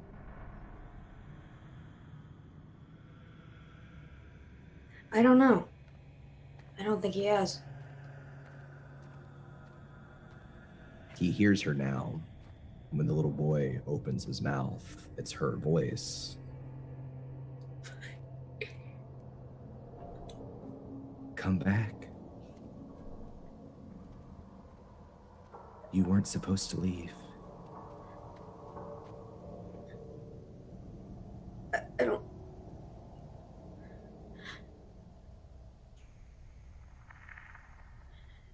You're not her. You're not her. You're not her. You're not her. You're She's in here with me.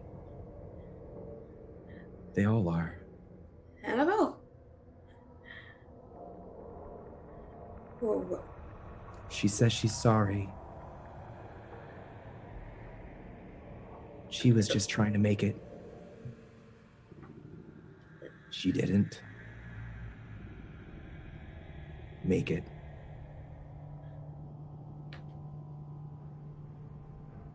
You guys see he starts to shake. He's shaking and he's tense and he just starts stammering. Can I step in front of Amos and slapping him? Not like hurting, but like to get him out of this. Just fucking bitch slap him. It's fine. Sure. Yeah. Not sure if it will work, but at least that would be because at least we have the experience that the boy is not fun and the guy behind that not at all either. This is not a good time. Yeah, when she slaps him, he just kind of lets out a little, like, ah! noise of shock and just... It's all fake. Don't listen to it. And I will turn to Rutherford. I see not only the boy, I see him as well. They're gone now. And now we have a free pass. Did Rutherford ever see them? You shone your lights into the cave mouth, and you can only see the darkness. The cave kind of twists and turns around. Only Celeste and Amos saw them this time. This is fine. Is everyone okay? What's the holdup? We saw the boy and the guy I'm seeing from time to time together. How did he know about her? How did he? I think the guy is behind that, and he just, I don't know how, but he knows. And I think he's making up quite a bit everything that gets you to do what he wants to do. Well, if they are attacking your minds, I cannot help with this. Boy, am I glad I don't have mental powers right now. Yeah, I bet you are. If he's anything like us, it's not hard to pick out what frightens you. It's actually quite easy. I haven't thought about her in a long time, though. He knows the weak spots. It's a strong emotion. Easy to find. I will put down the glasses, store them away again. But they're gone now, so we should try to get in carefully, maybe one first. Yeah, I'll go in front. And we will follow. And Rutherford, I'm sure you will have enough to hit if we need to inside there. I'm ready. You go down into the cave, flashlights on. It's a short walk around the rock wall before you get to the door that's set into the hill.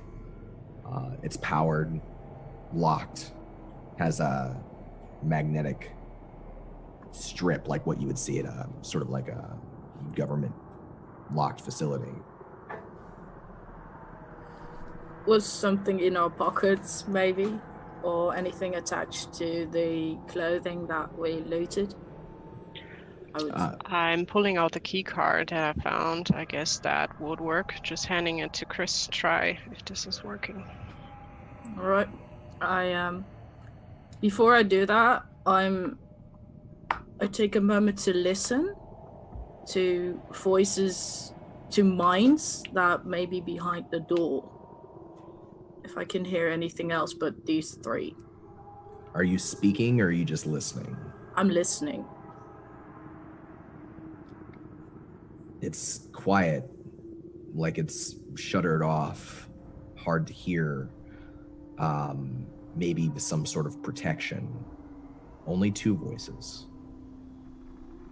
One of them you recognize as Jessica's. She's calling out your name in her head, asking for help. Can I try to speak back?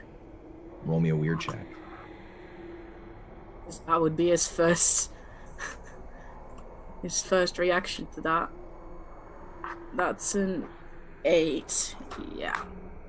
It takes a lot of focus to get this message across because there's something obstructing you. What does he say? He says, I'm here. Just wait. The negative consequence of rolling an 8, even though you succeed, is that your projected voice reaches the other figure. And you know immediately that this is Dr. Herbert Kingman. He's the other one. He hears you too. And he says, "You'd better hurry." He immediately swipes the key card. The red light turns to green. You hear a click as the door unlocks. He knows we're here. Who he? Doctor, he knows we're here. How? I might have fucked up. Don't worry, you're trying your best. Did you see Jessica in there? Still there? Yeah, she's there. She heard me, but he also did. I accidentally put myself on speaker mode. That happens sometimes. At least we know Jessica's here. All right, but he said to hurry. So let's Let's keep moving. Let's go. Let's go. Shall we, you think there would be a clear path for us, or do we need to make a path? I think we two probably should go first. And you two follow. Welcome to the academy. Pointing to Rutherford that we should go first, and Chris Yeah. and Amos should follow. Yeah. Yeah, Take Rutherford notes. makes a great scout. He'll scout ahead with his preternatural speed. Okay. You open up the door so that you can go into the laboratory. Now, this is an underground facility. It's not a huge facility, but it's large. You walk into what looks like a very cold, sterile waiting room. Rutherford, go ahead and roll me a sharp check.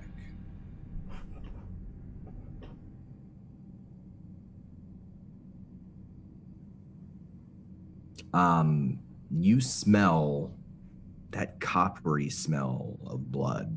Not in this room. It's fainter. It's further off, and there are multiple hallways. There's a sign-in sheet, and there's a small desk with some paperwork on it in this main room. There's a pair of hallways that split off in two separate directions from here. Blood. Can you smell it? I can't. You have the good nose here. What do you smell? Blood. Not surprising if they did test on. Oh, Yeah, they. must be a lot though if I can smell it from here. Oh, fuck. I think they hurt someone. Well, clearly they hurt someone. But I mean, like, hurt them. Don't worry, Amos. We'll hurt them back. You know, after a certain point, you can't. After a certain amount of blood is gone, there's no coming back. See. Every single one we can save and get out of here will be good. Yeah. Which direction is Jessica, Chris? Where were you? Let me think. It was kind of faint, so I don't know for sure, but I think I have a good idea. I can feel her. Say that's our first goal. And everyone Roll along the me- way. Everyone go ahead and roll me a weird check.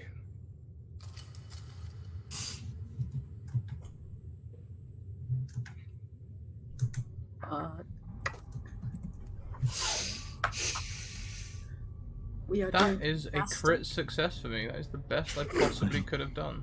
The rest of us are just like bumbling around.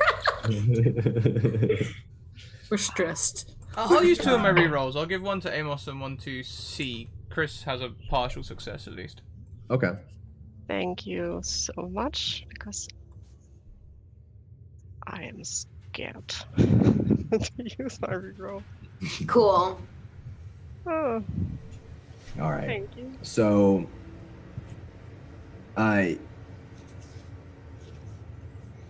this is this is for what's going to happen later. I just wanted to get this out of the way now. All of you succeed with 3 consequences. Perfect. So you're in a room with 2 side hallways. There's a desk, a sign-in sheet. Is anybody doing anything here? How are you proceeding from here? I think Chris is trying to like sort of satellite beat where it's coming from. He's trying to direct to activity, sort of like specifically trying to zoom in on Jessica. Okay.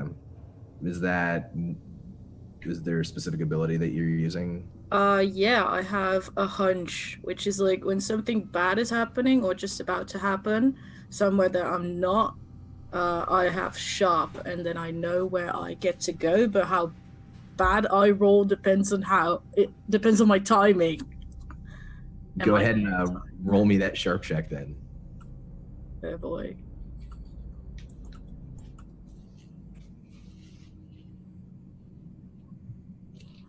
Boy! All right, let me take a look at this. Can you have a reroll? Take my reroll, Chris. I will Dan, take, come on. Take it. Yeah, I wanted to keep it, but Okay. that's rough, buddy. that's rough. Yep. Oh, Take man. your reroll. And I think I'm just putting this out there. I think I'm the only one. Oh, that's much better. I think I'm the only one with a reroll now. I still have one. Oh. Okay. I still That don't is trust you. much better to look at. That is a lot nicer to look at. Yeah, it is. Right. On a 10 plus, you knew where you needed to go, just in time. Perfect.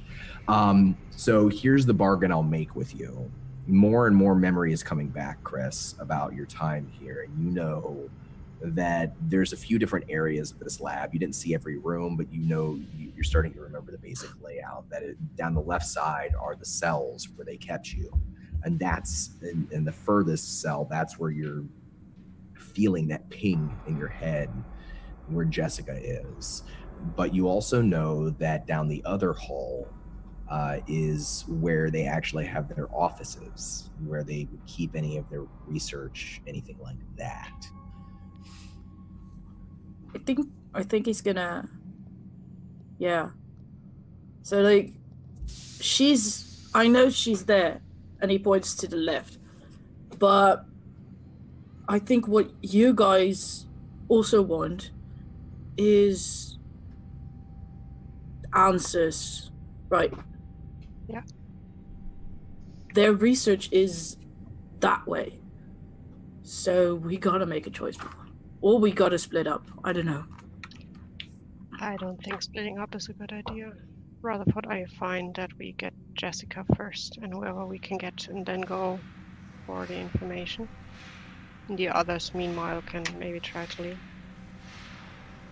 I mean, I think I would be okay on my own if we wanted to split up. I'm getting quite good at taking people out. But I agree, staying together would probably be safer.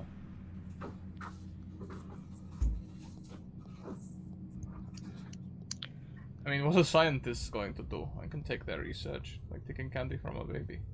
Well, he can talk back to me, just so you know. Oh yes, that.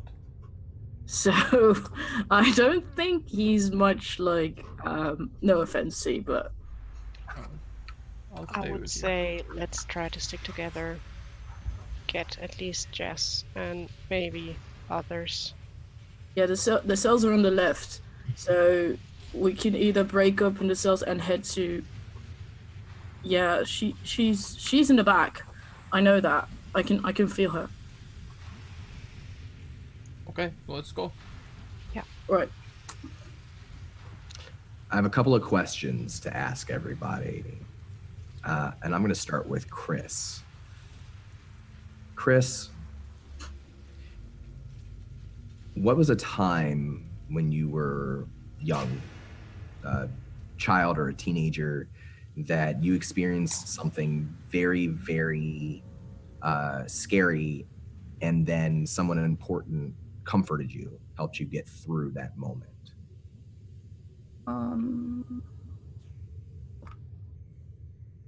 I think when he was about, I would say 8, he woke up at night at like 11 to find that his the dryer in their house had caught on fire, and his house was starting to catch on fire, and he was his entire family got out, but the home was pretty much destroyed, and he was, of course, very upset because he'd lost pretty much everything.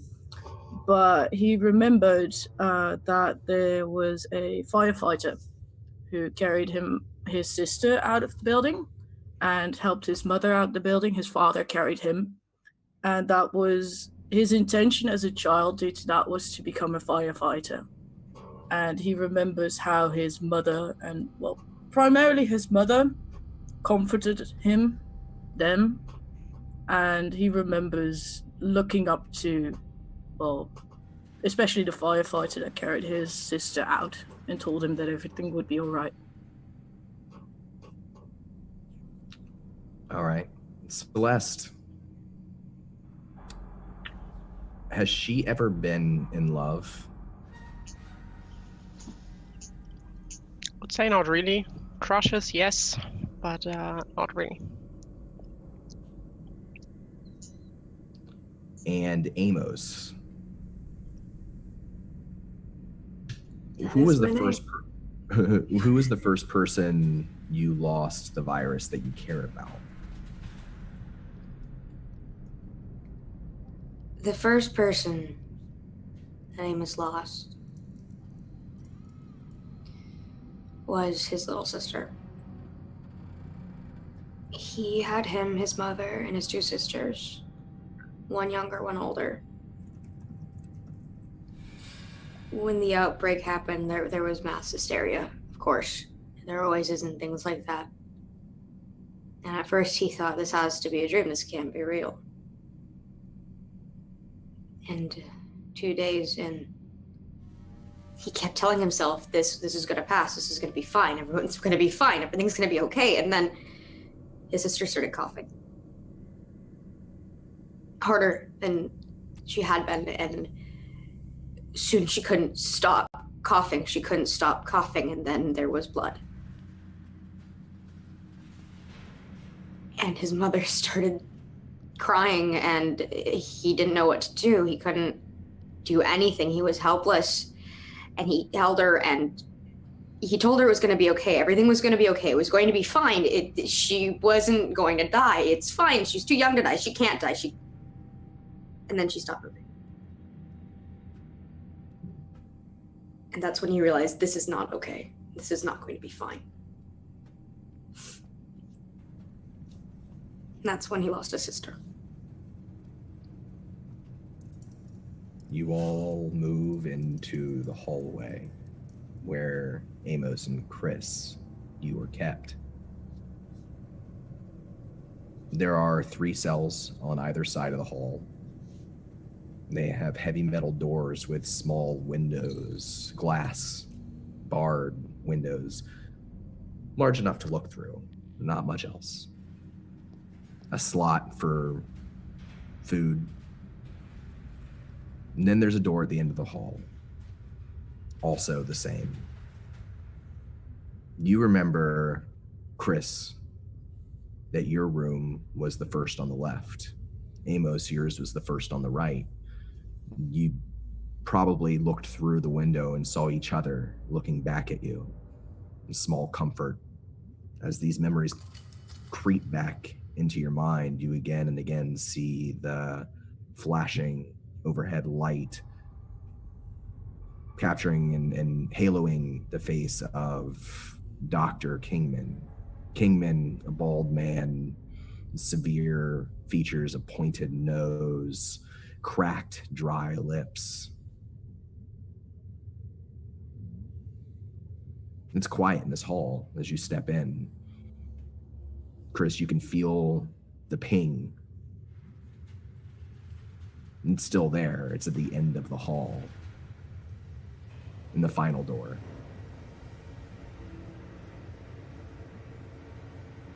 Do I hear anything from the other cells? Like, Roll me any like psychic presence, any thoughts? yeah. Yeah, roll me a weird check.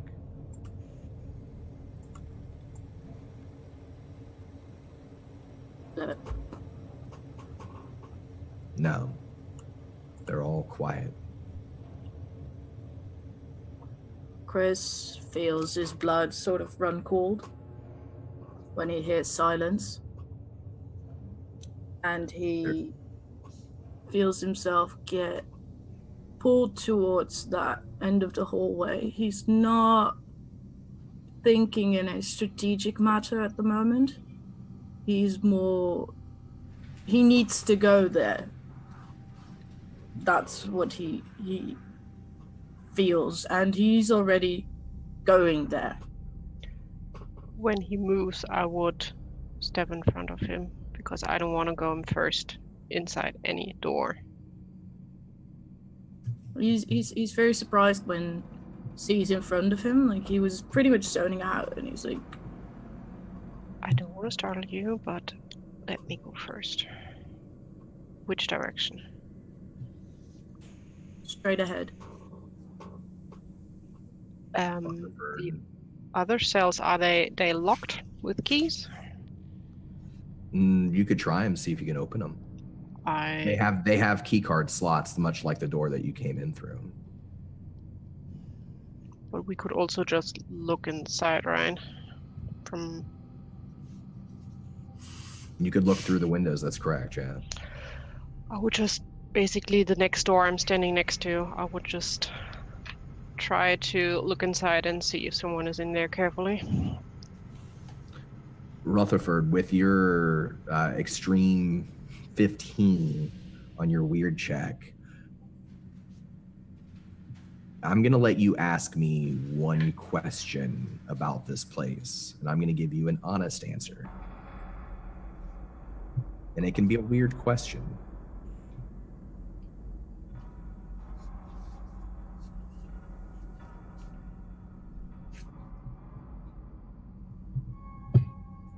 How many people are alive in this facility? There's a lot of people dead. Only 2 that he can smell. It's like that sense of smell is getting sharper for him. Weird, huh? You can smell the pheromones. You can even tell with a 15, I'll say, that one's a girl, young girl, and one's an older man.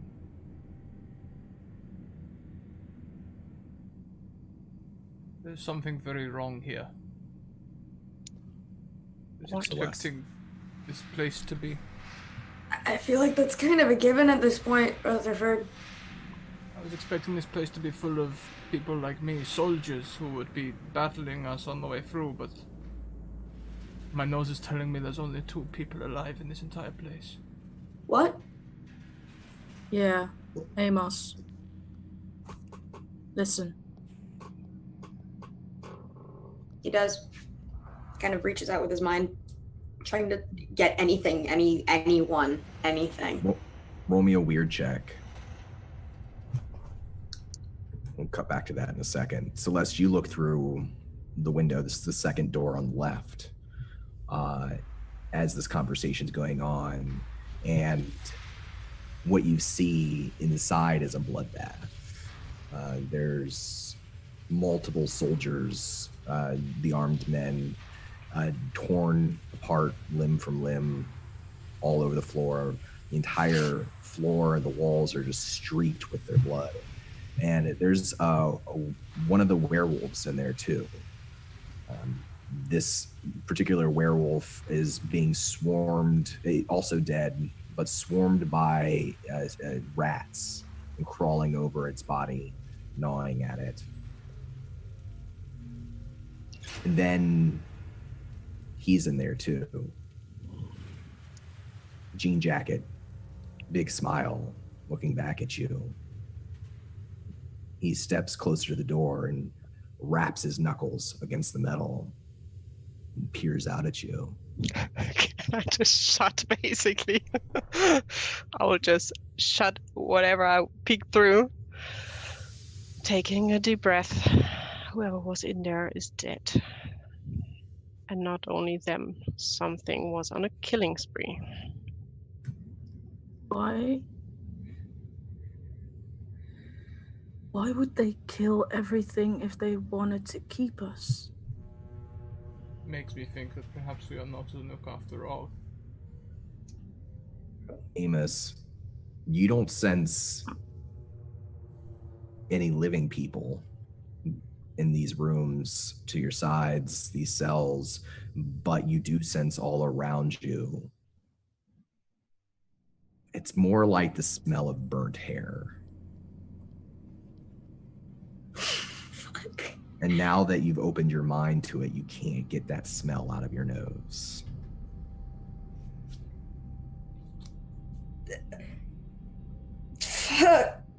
You good?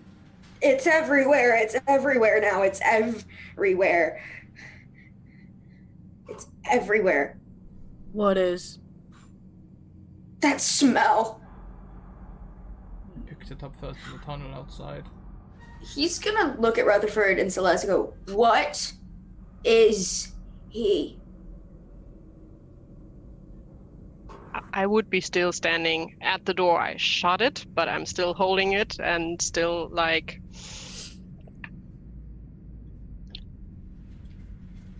And will not turn around, but just ask Amos, who? The boy? Yes. I have no idea what he is. We met him once.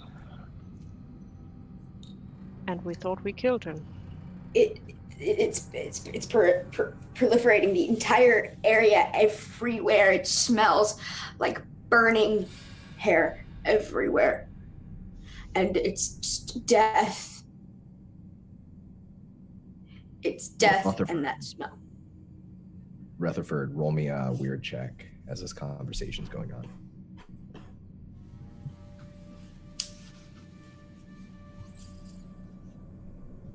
You feel the hair on your body stick up like static electricity, and a moment later the lights overhead spark and several of the overhead halogens explode, shatter down to the floor with glass.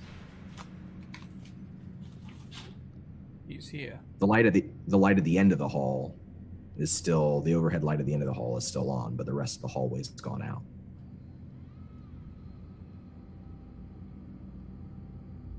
Answering to what Rutherford said, I would be turn around now, letting the door go. He is. And I will move forward to the door that Chris pointed out. Rifle up. And we'll call out for Jessica. Chris, Amos, Rutherford, what are you all doing as Celeste steps towards the end of the hall? I'm running after Celeste. Yeah, same. He wouldn't want her to go wherever she's going by herself. This place gives him the heebie-jeebies and has nothing else to give him. Before using his speed to catch up to Celeste, Rutherford will say, "Look, your things work through doors and walls, right? Yes. Stay outside then." And then he'll run up to be alongside Celeste. Let everybody except for Celeste roll me a sharp check. Okay.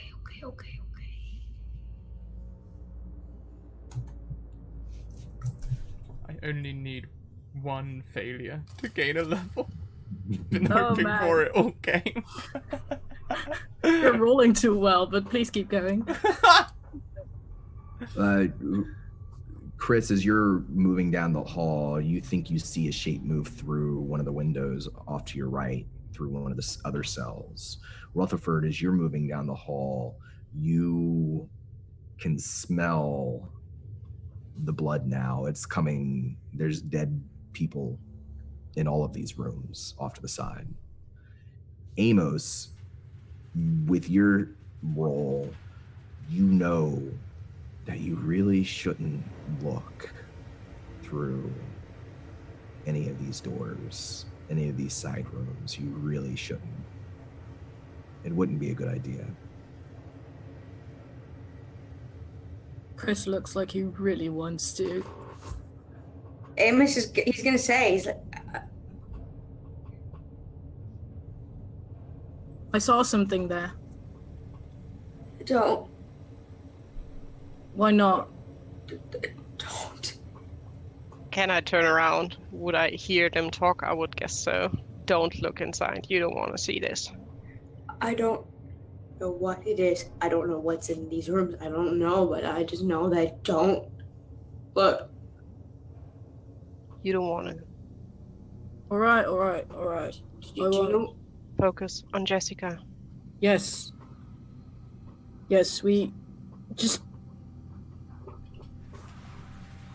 open the door. That would what I want to do. Keycard. And no, not keycard. I would open the door first and look in before I open the door. After what I've seen in the other door, I would be careful. The door at the end of the hall doesn't have a window.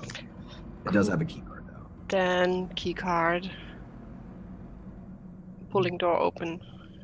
You swing the door open after it unlocks, and inside is larger than the cell that you looked into. It's more like an operating room.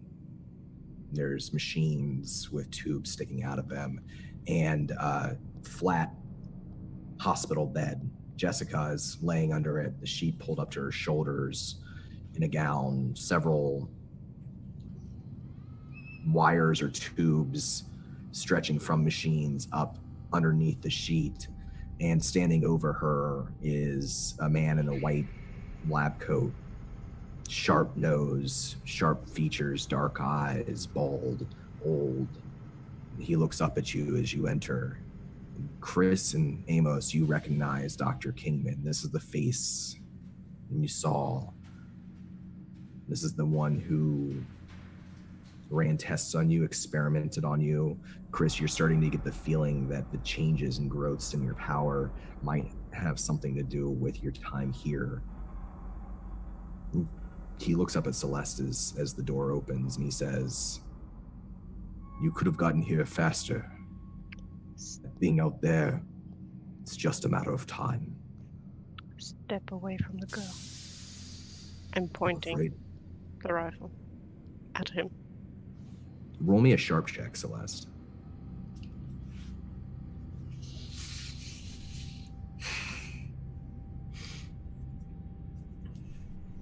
You can tell that in this room, he's behind what looks like some sort of glass wall. You can see through it. It's transparent. But when you lift the rifle and you step in, you can see that there's a slight reflection of the overhead light off the glass, and that's what gives it away. I'm afraid that I can't do that. The girl is too dangerous to be let go. She's no danger. She's just frightened. Well, Chris, you see that Jessica's staring straight up, but you can hear her crying out for help in your head. She's frightened. I'm telling her, I'm here. I'm here.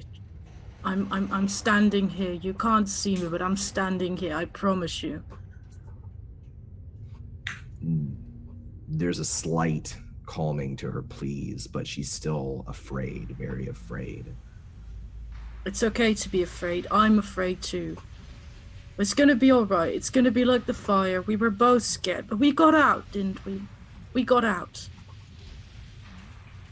Roll me a weird check, Chris. You have +2 on this. Okay. That's a 9. You can hear, it's almost like she's taking a breath of relief, and you can feel a feeling in your mind and your heart that's like when she would take your hand and squeeze your hand. But then the doctor turns towards you, and you know that he's heard you too.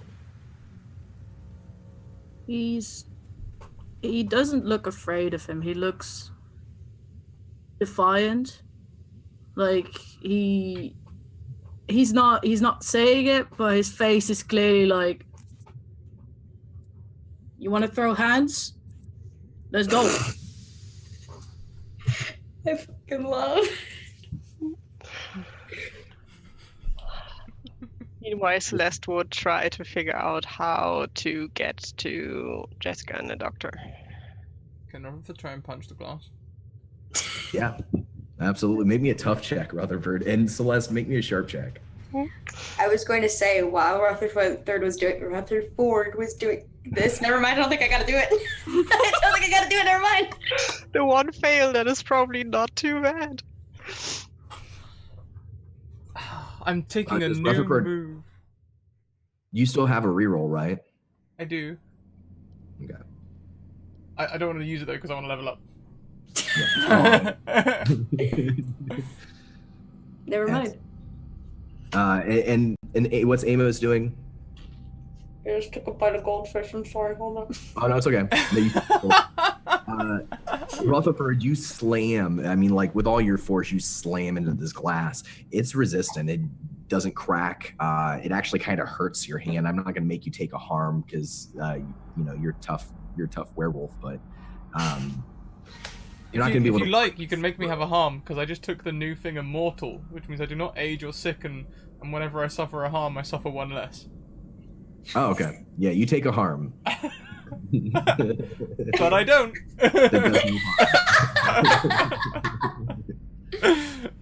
So Amos, from his experience with this, I almost said entity, with this person, does he have the same abilities we do? Or no, is he just a person? Roll me a weird check. Okie dokie. 13.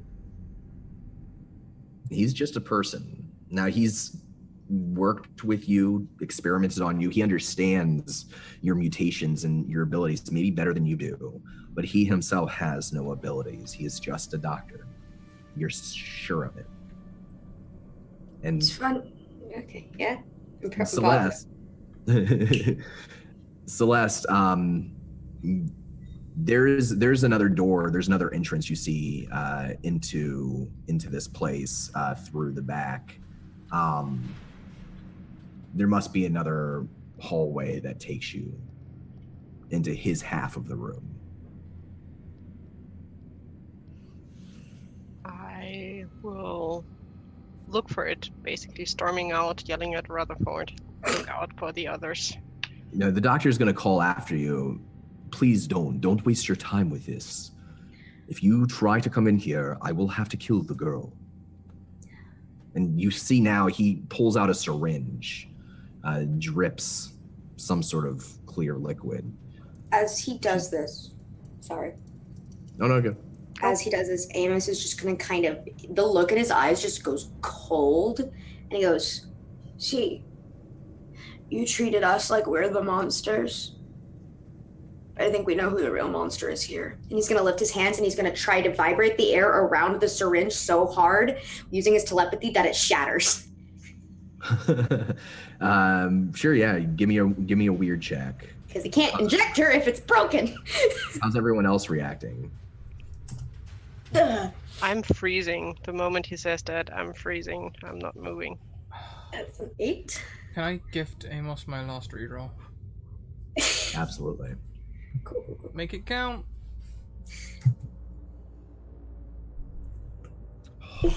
No! Oh, wow. What's Chris doing? Chris sees that Amos is trying something, but it's not going as intended. Not quite working. So what and the way this plays out is that whatever this barrier is, it seems to protect against your ability. You actually can't reach through it. You strain, you try really hard. You actually get a little bit dizzy because of it, but you can't actually reach through it with your telekinesis. Chris is gonna say, drop it. He's gonna take the steering wheel of the doctor's mind, as he did with the soldier before him. And it gives him a very, well, not, at this point he wouldn't consider it nasty anymore, but it's very cold what takes a hold of him when he tries to control somebody else. Go ahead and make me the weird check +2.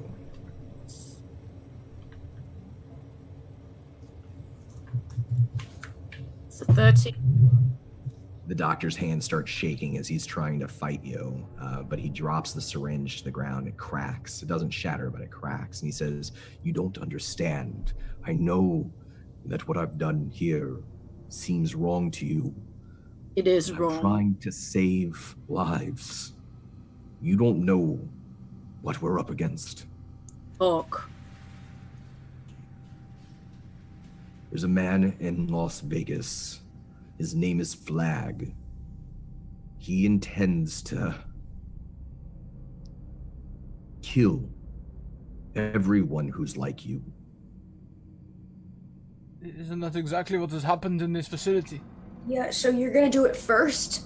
I didn't do this. What happened here isn't me. It's one of his allies. He's been drawing people, powerful people, to him, promising them things. Then why are you here?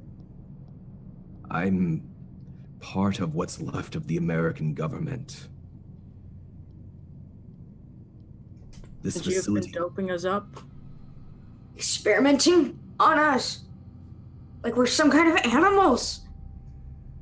We're fucking people! Are you?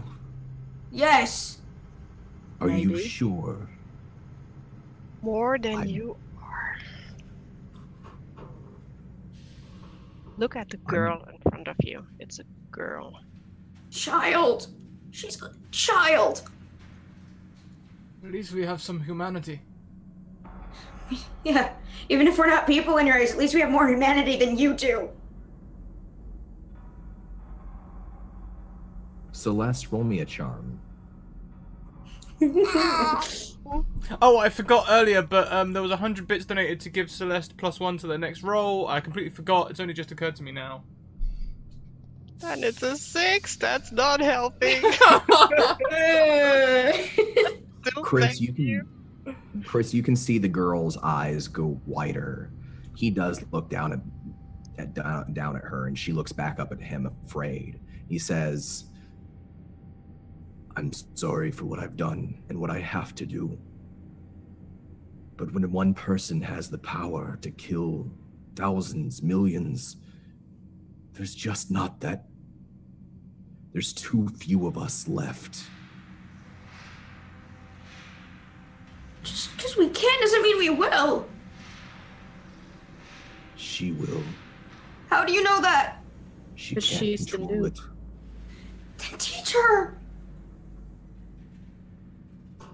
Don't take that decision away from her to learn. It's not your place. I had a daughter. I had a sister. We all had sisters, families. Roll me a charm check, Amos. Oh, cool. Ugh. He glances up at Amos for a second and then says, "But the only thing that matters now is protecting what we have left." And he reaches down and grabs the girl by the throat.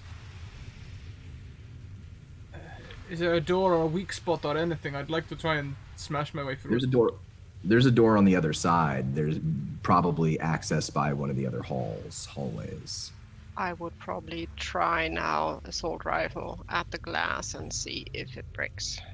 Ooh, okay. Preternatural speed. I'd like to leave and go and find the other door. Going around.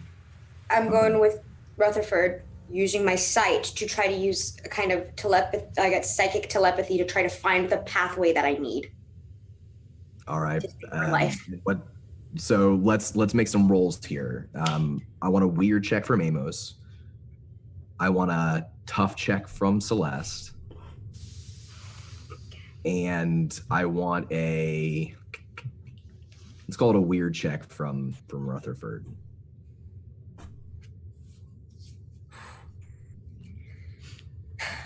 And I'm going to use my last reroll on Amos. No! Wait, what? What? What is it? You're letting me reroll it? You're letting me reroll. I am. Okay, cool. Never mind. I want you to get a worse roll. Try it. I'm so offended. Yes! Every time. So use it. It's staying or getting better. And what's Chris doing in this moment? I think Chris looks like he's not doing anything, but his mind shifts to Jessica, and he says, Jess, you can hurt him. It's okay. Oh, fuck. All right, Chris, you roll me a weird check. That one also +2, or +2, yeah. that's an 11. Oh, wow, yeah. That +2 makes a big difference there. Amos, you have trouble keeping up with Rutherford, but you're able to kind of point him down once you get to where the hallways, you go down the other hallway, the one that you didn't go down when you first entered, and then it splits off into several other halls and rooms. You're able to, using your second sight, help him find the back entrance to this operating table room. But it still takes about a minute and a half. In the meantime, Celeste, you open fire, and just like with Rutherford, it doesn't even crack the glass, whatever material this is. And Chris, you witness the child whose Jessica's eyes are wide, and you reach out to her as this man takes her and begins to choke her. But then you smell something like burnt hair in the back of your nostrils. Finally. I was wondering when I could get a taste of that. You sense a presence with you. Jessica's trying to be brave, and you've encouraged her, but without taking control of her, she's still not fighting back, not yet. But there is another presence here with you. You can smell it now. You can feel it now. I think I'm not paying it any mind. I think I'm very focused on, well, let's say, kind of riling Jessica up, because I know that if she wants to, she can obliterate him. Okay. Roll me one more weird check.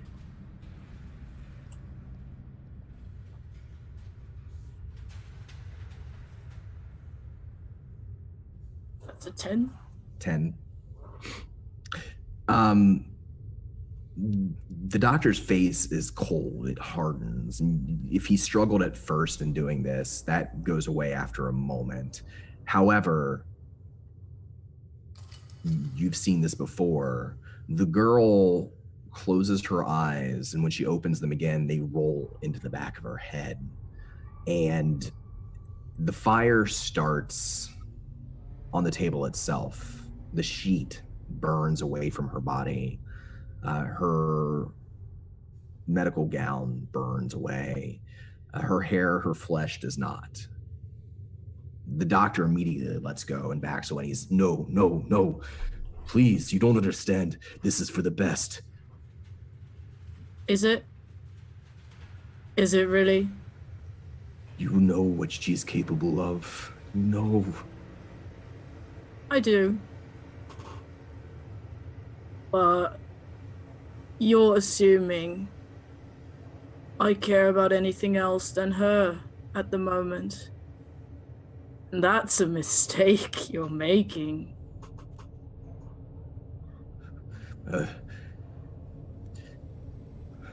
Please don't do this. And she sits up at that point and turns towards him. Her back is away from you now. She's facing him, and the fire that started on this table is beginning to spread throughout the rest of the room. He's backing away towards the door, and you can feel a brush of wind against your cheek. You hear a voice. It's a voice that you've never heard before, though Celeste has. It says, and Celeste, you hear it too. Let him in. Let him in. Open up and let Joey in.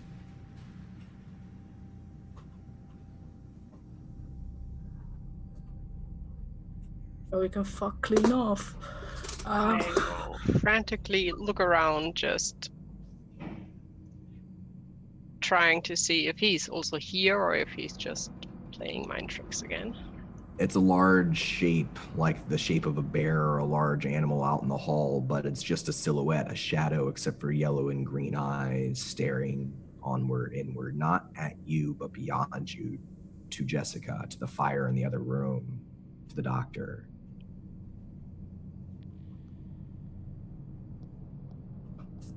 I will turn to Chris. Take care of Jessica, and I will step outside towards the wonderful boy. And can I pull the door closed behind me that he can't at least look inside? I know probably it doesn't make, but for Celeste it makes sense. He can't look inside. Maybe it's keeping Chris and Jess safe. Yeah, you're able to close the door behind you. I want to know a few things right now. As Amos and Rutherford get to the door that finding the back way into this room, are they doing anything, or are they just rushing in as fast as they can? Fast as I can. Okay, and Amos Amos has something? I had to unmute. Yeah, sorry. Amos is going to be using the ability he gained earlier before he goes to the door.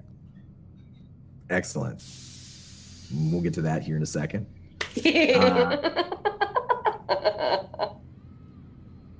Chris, you see as the fire continues to spread, the doctor is pushed back towards the wall. He reaches into the drawer of a cabinet nearby and pulls out a gun.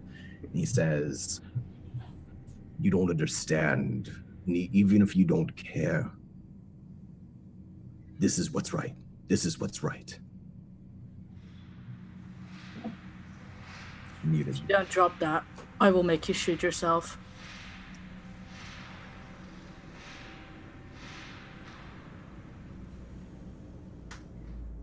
He goes still for a moment, looks down at the gun, and then quickly tries to raise it up and fire at Jessica. I'm gonna try to intervene with that, at least to sort of, not so much to make him turn it, but to have his body sort of jerk so it will miss. Like he's getting a weird reflex. All right. Rutherford, tough roll. Chris and Amos, weird rolls. We'll cut to Celeste here, outside in the hall. That's a 7. That +2 makes a huge difference. Oh, 20, come on. Celeste, you step out into the hall with this shape. You shut the door behind you. You can smell it now, the burnt hair. What's she doing once she gets out there? I will stand in front of the door and just look at, I will say it. Hello, Joey. The shadow continues to stand there, but you do see through it the shape of the boy, almost as though it's behind the shadow. Hello?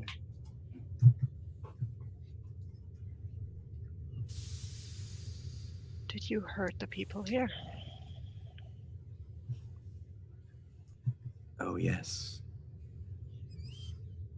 I showed them things they did not want to see.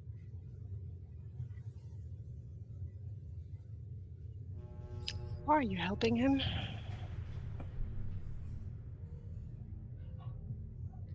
Why? Because he's God. He's not. He is. So, do you want to be a mage? I want to live forever in his I can light. show you how to be a shield. He saved me.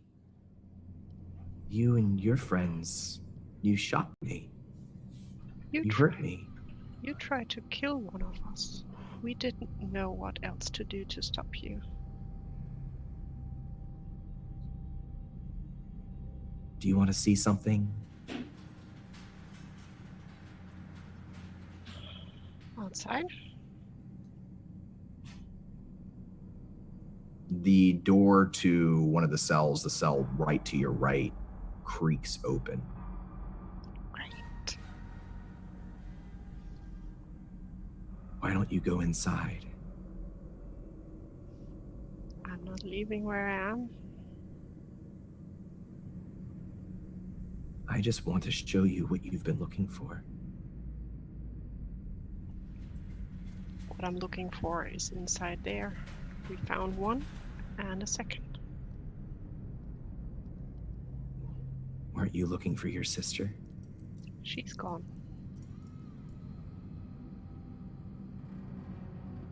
Look inside. Still a no. Roll a cool check.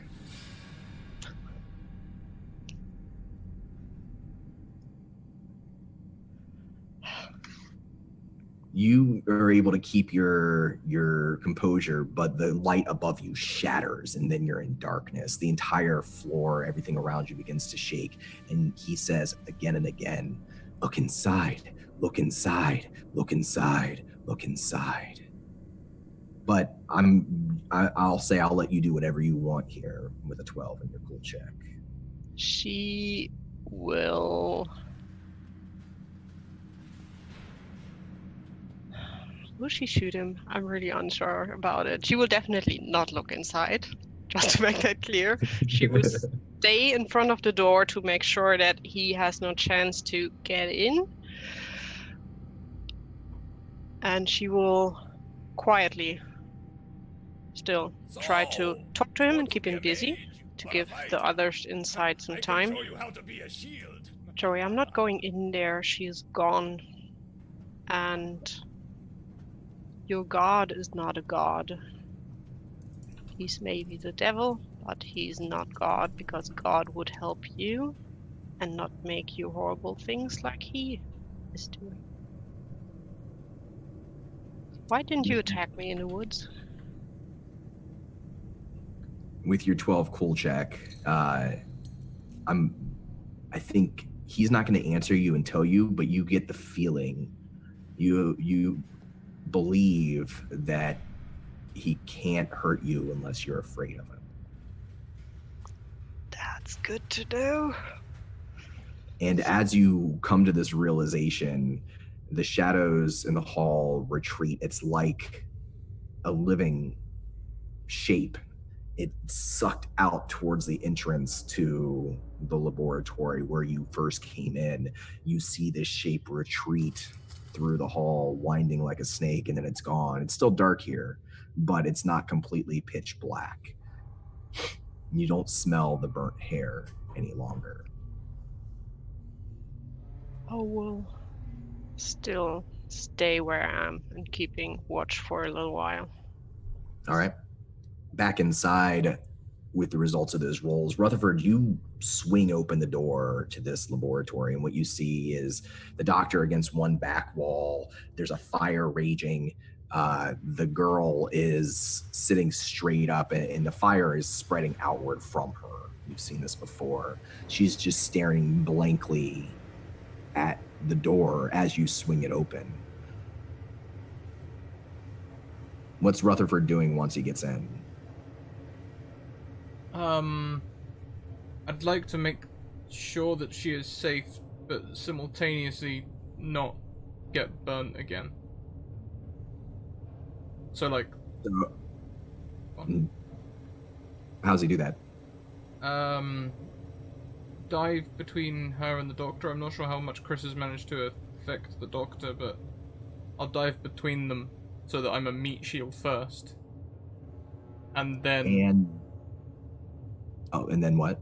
And then begin to advance. On the doctor himself. Yeah. I'll say this. You don't notice Amos with you anymore once you smash through the room and enter into the room.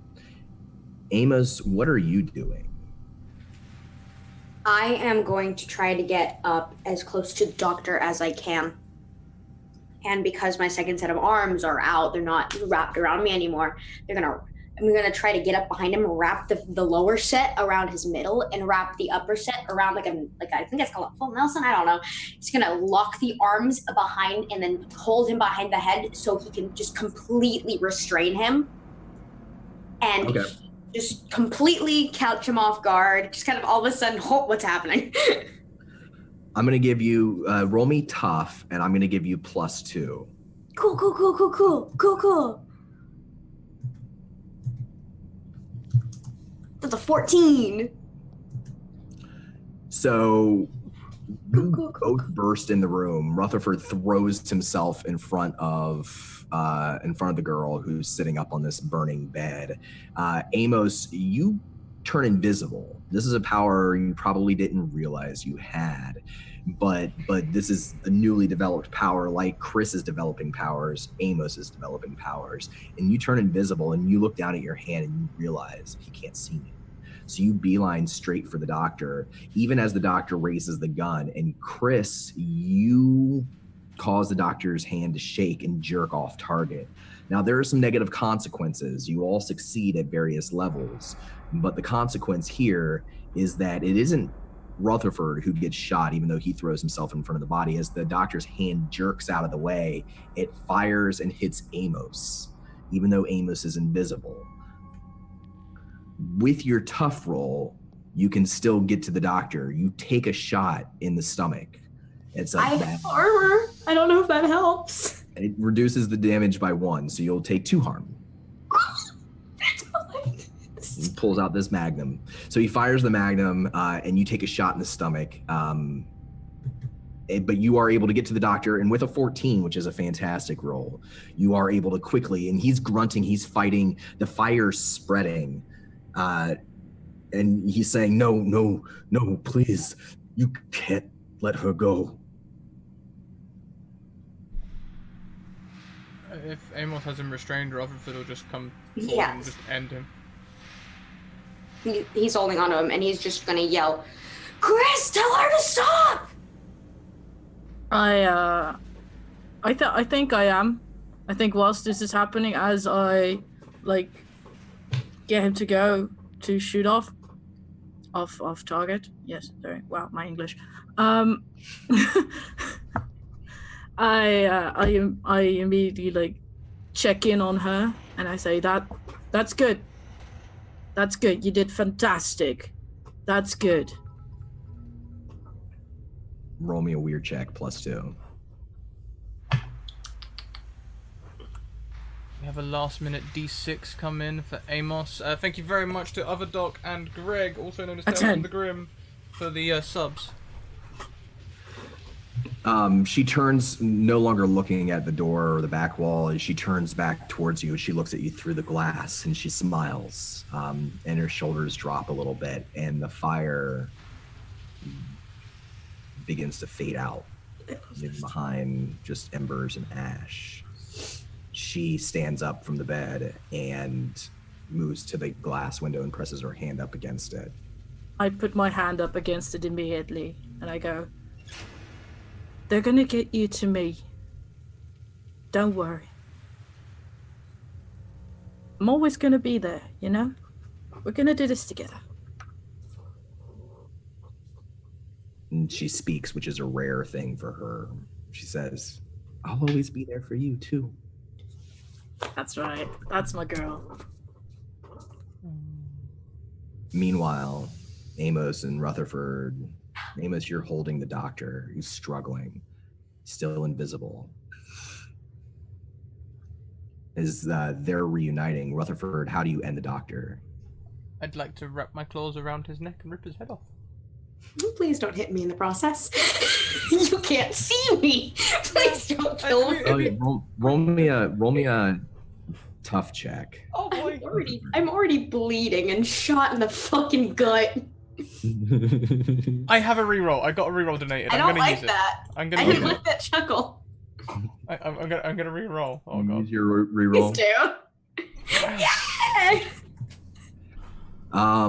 Yeah, I'd say a 14 is good enough to, just as you wish to tear this doctor's head off. Right before you do, he his eyes kind of roll into the back of his head, and he mumbles something. I'll say you can't hear it, but Amos, you're close enough. I'll let you make a sharp check here. Cool.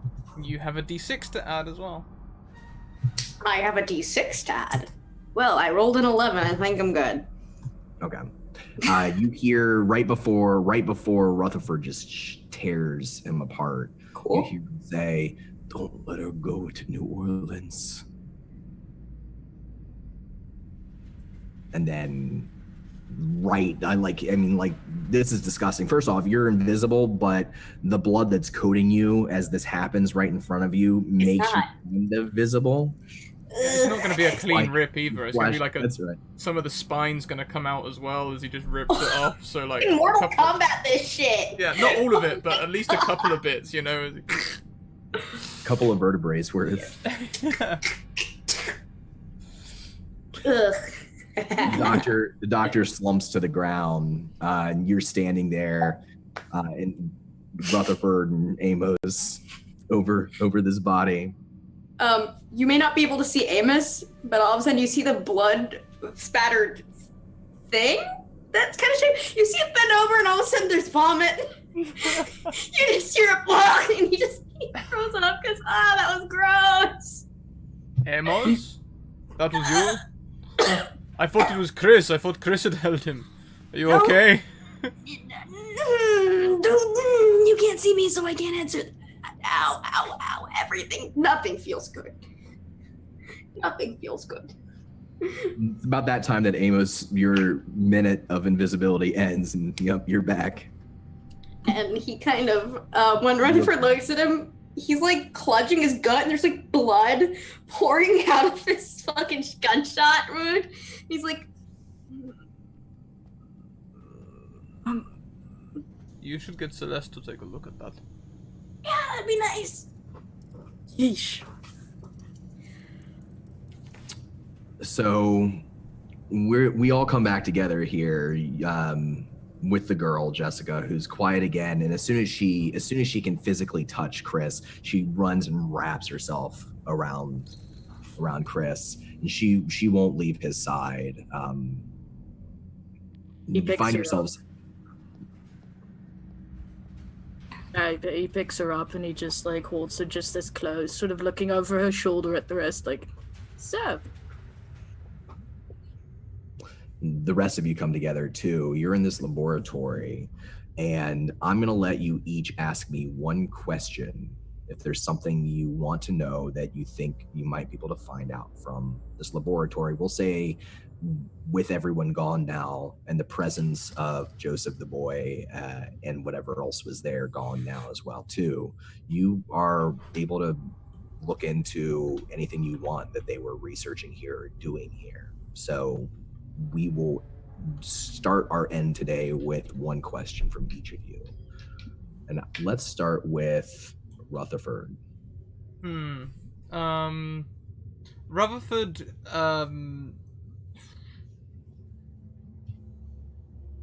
probably not actually that interested in the actual facility itself, but they had like the soldiers, they were like human soldiers, or were they like werewolf soldiers earlier? So if you're to check out the rooms and sort of figure out what happened, it looks like there were werewolves captive here, but the soldiers that were holding them captive were human military.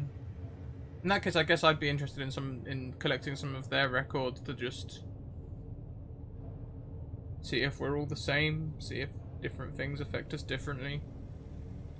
What you would find out is that there are many different mutations. Some of them are unique. You would find records that would suggest that Amos's specific mutations were very unique, but that certain mutations, usually the ones that are more physical instead of psychic, oftentimes fall in patterns, so that anyone who is a werewolf, for lack of a better scientific word, typically has the same strengths, the same evolutionary process, same weaknesses. So, stretching the question, is there any that have got further than me? Can Rutherford have some insight? I'm not necessarily asking you as a DM. I'm asking if that's a sort of thing I could give him so that he knows what's going to come. The big test case that the doctor was very interested in was a very advanced werewolf who is one of the men running New Orleans. The last record suggests that the last time anyone had contact, this creature had grown to be 9.5 feet tall. Cool. Let's move over to Chris. What do they know about us that I don't already know? In terms of? Like, what did the tests come up with that I, as a psychic, don't already know about myself? The purpose of the test was twofold: to see if they could amplify and control powers, and to see if they could suppress powers that might be dangerous. They had proven able to do the first, to be able to amplify powers, further study them, but all of their tests to suppress were failures. And the doctor was very concerned about you and about Jessica, about what your powers could evolve into. Great. And Amos.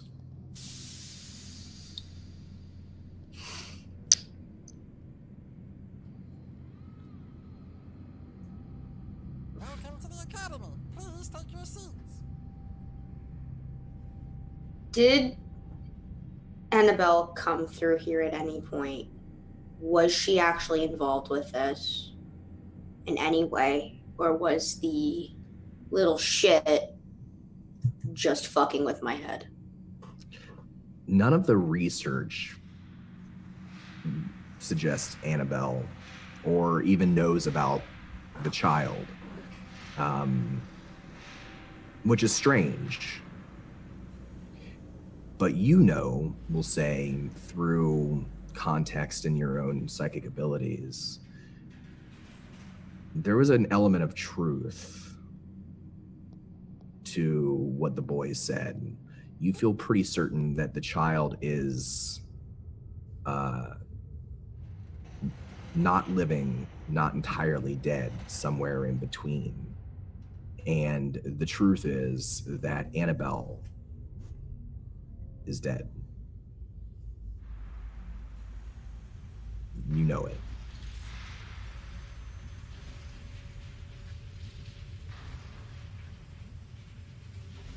Shit.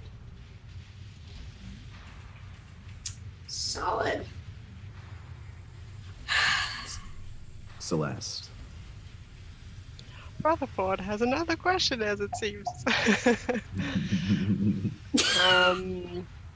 One thing Celeste would do, she would share with the rest of the gang that if they ever meet our dear boy again, don't be afraid, don't follow him, that he, basically that's his weak point.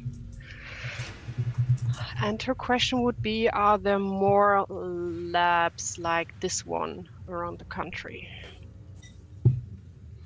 There are. She would There's take one note where, and there's a number of them. We can point those out ahead of time, but the one that is most interesting immediately to you is there's a lab in New Orleans.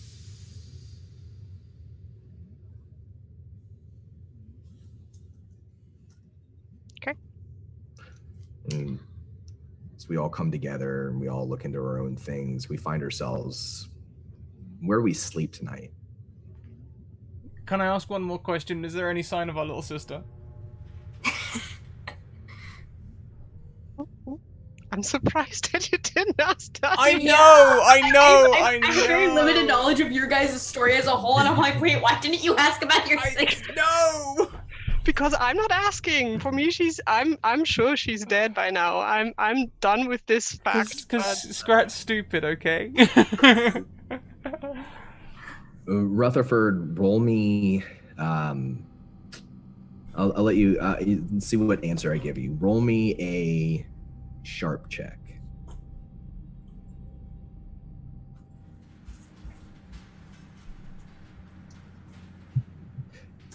Part of the research done here was on the other haven, the other city, the other community that they don't know much about.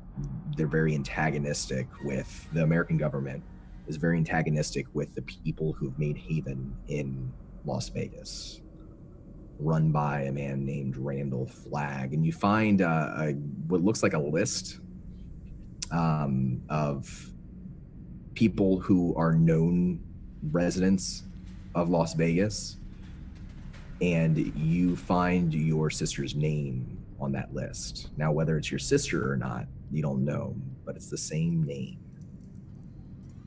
Great. Celeste, we are going to Las Vegas.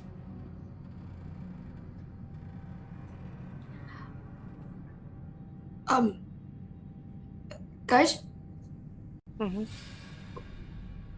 when the doctor, the last thing he said, he looks at Chris. Don't let her go to New Orleans.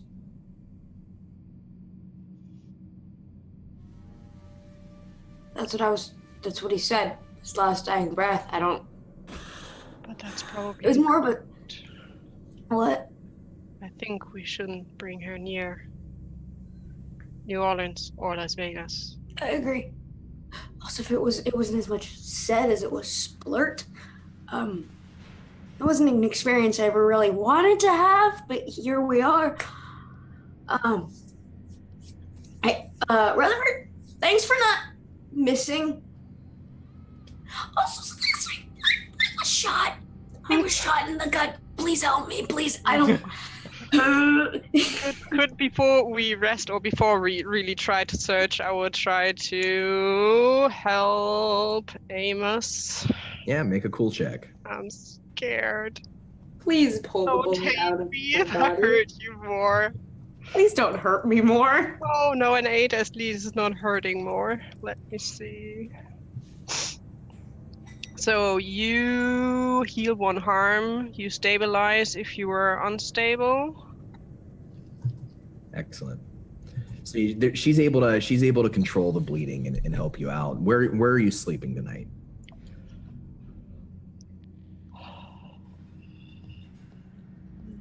I guess not here. I think that's a safe bet. I would say back to the van, Yeah. making a fire and enjoying that it's not winter and freezing as hell. And There's still half a day to eat. It's half a deer to eat. You got Silver 3 lining. and making plans on what to do, next. And probably we have also, I think in the lever we would look for something for Jessica, like a blanket or anything that we can put over her. Absolutely. And grab. You have spare clothes, blanket. You're able to get that. You start a fire. And you share fire, food. It's a clear night, warm. Where's Amos going next? Where will Amos go? I think he's gonna travel with them until he can find somewhere safe, if that's okay with them. Yeah. Because they didn't try to punch him in the face when they saw his arms and eyes. So you know what? They seem they're okay. They're good noodles. So he's just gonna kind of exist with them until they reach the next maybe town. Even if it's a ghost town, maybe he can find somewhere to rest. Maybe he can find someone else to try to help out. While you're all around the fire, Jessica and Chris together, she's still holding your hand. She won't let go. And it gets quiet at some point. She's eaten some of the food, a candy bar that they had stashed in the back of the van. She looks up at you with candy smeared on her face. She says, "Where are we going next?" I don't know.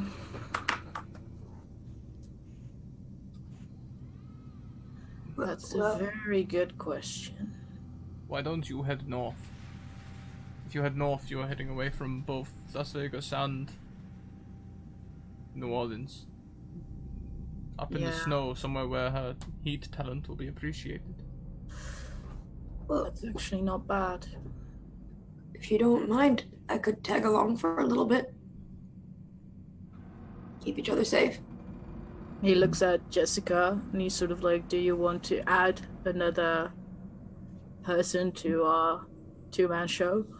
She gives a nod of her head over to Amos, indicating Amos that's much older and more mature than a girl her age would normally give, as if to say, can we trust her? Can we trust Amos?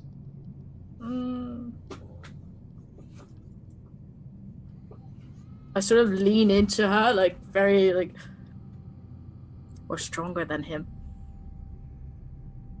She looks up at Amos. How old is Amos?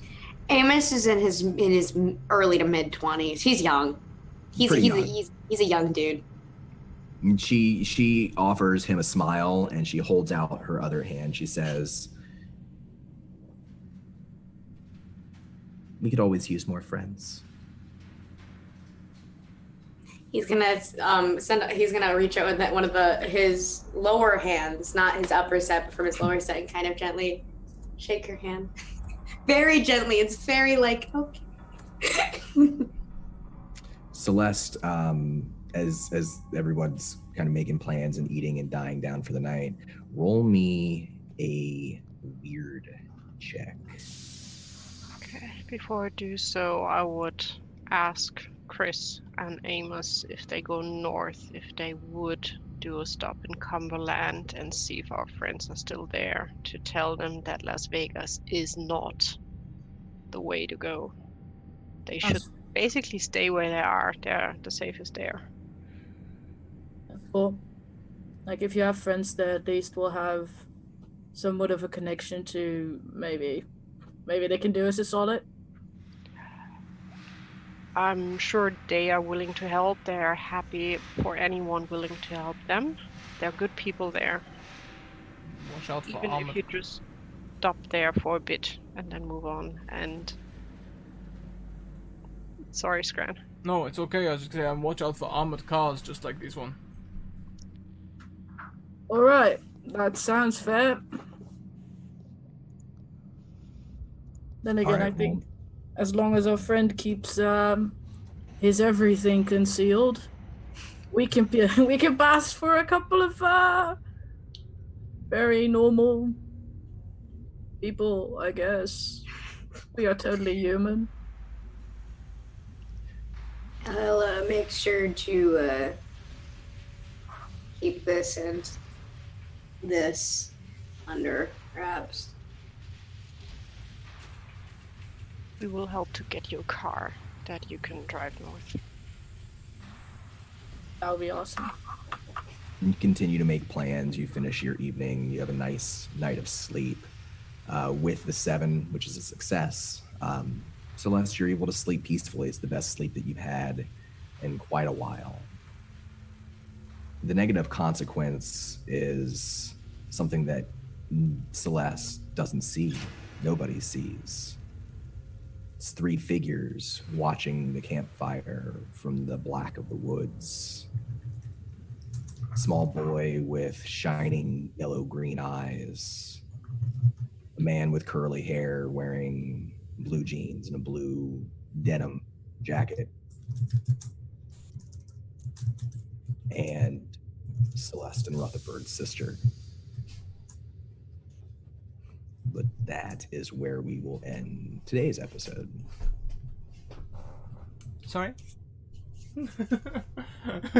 Sorry? Excuse me? What? Very softly, but with passion. So honestly, for Celeste, I'm happy that she didn't see that and she just get I'm all for the let's take a nap party. I'm all for that. He deserves it. I know we ran over, so I think we want to go around in a circle and say goodbye. I'll start. I'm Don. Guys, thanks for being here today. Had an awesome time. Always do with this game, these people. great characters. Love getting to play with you for the first time, Caden. Thanks for being here. You can find me online at Donathan Fry on Twitter. I play lots of games, I write games, and I post about it all there. So that's the best place to find me. And we'll go around. I'll hand it off to Scrat. Yeah, sure. Let's go around next to Vicky or QDV. Yeah, also short. Thank you again for everyone in chat for joining our story, for all the donations, all the re-rolls. At least partly it helped a lot. And let's see what happens next week. And thank you, Chris, for returning shorthanded. And or Chris, Dan, why? Put Chris in the story shorthanded. And Caden for joining. Awesome character. Really fun to have on board. Well, that segues us nicely to Caden. Oh, hi. Hi. Hi. Thank you guys for letting me join. This was so much fun. I had a fucking blast. I felt very welcome by all of you and your guys' community. It was fucking awesome. You can find me. My name is Caden. Hi. You can find me at FakeBound Night on Twitter and on Instagram. I do cosplay and art and sometimes music. I'm also on a show called Countless Heroes, which is a part of this We Are Nerdsmith network. It's a West Marches style 5e D&D game. Check us out. It's wild. It's chaotic. We're on episode 118 now. It's chaos. It's absolute chaos. But like, if you guys want to check it out, that'd be super cool. And just thank you so much for having me here. It was a fucking blast. Thank you. I'm so glad you enjoyed it. You're famous. And lastly around, but certainly not leastly, we have Dan. Oh, hi, academic. Hello. I am so glad that I awoke to a very quick DM from Scrat saying, "Oh, could you please play?" And I was like, "Yes, I'll postpone anything I've got because I love this campaign and I love this game." And yes, my name is Dan. I'm academic on Twitter, which is the Twitter mostly for yelling. So if you're into yelling, follow that for yelling. And sometimes TTRPG. Yeah, it was amazing. This was a very, very heavy emotional session compared to the other one. The other one we were feeling around. This one was very much, the feels were there. And the re-rolls as well. Holy shit, re-roll festival there. Man, was it $100? That was insane. Yeah. What happened there? $100 from We Are Nerdsmith. Didn't want to do anything with it either. Just straight up support. Yep. Amazing. Which means today's day is already profitable. Before we're even halfway through the first show, that means today we've earned enough that today was worth it. Which sounds like it's always worth it because the stories are amazing, but you know what I mean. I'll be able to live. Financially and emotionally, it was worth it to me. So yeah, thank you so much for letting me play again, and I'm really glad I could bring the poor boy back. Hurt him all. Thank you. Leave him alone. Let him live. And I suppose that just leaves me and sorry, was that at the end? What? What? Sister? What? That's I can't even remember my favourite bit because that's my stopping part. My brain can't get past that. But I do have an autopilot outro, so let's do that instead. Social links, you guys. Check out our social links. You can check out our Discord. It's inclusive and safe. We have TTRPGs and all sorts of other things you can talk about there. Twitter. Send me a DM on Twitter and I will get you into a game. We currently have space in our Wednesday and Friday games, but not many others. They're running out, so send me a DM, we'll get you a game. YouTube, everything will be up on YouTube in a short while. Patreon. You can support us on Patreon for as little as $1, and you can choose how much you support us with, so make sure it's affordable for you. We also have merchandise. You can get a crest on your chest over at Redbubble, and we have sponsors in Bird and the Storm Publishing, who create modules for D&D and other TTRPGs, and Magehand Press, who made the sci-fi expansion for D&D 5e, The Dark Matter Alpha. Also check out our panels for some other discounts, and thank you all so much for coming along for the ride today, and thank you for all the love all of you have told us about, have shown today. It's been amazing. It's been absolutely amazing. Today we are going to go and pay a visit to the wonderful Madame Gandalf. So everyone stick around. They have an amazing raid response every single time. It's fantastic. And we need a raid cry to go in. I'm not sure what we're going to use, but because my brain's still stuck on that last scene. But we can come up with something. Have we got anything that we can fatality? Yeah, that'll do. Fatality, that'll do. That works. Fatality. There it is. Oops. Damn it. I just deleted it. Alright, let me try again. Did the old Control V instead of Control C.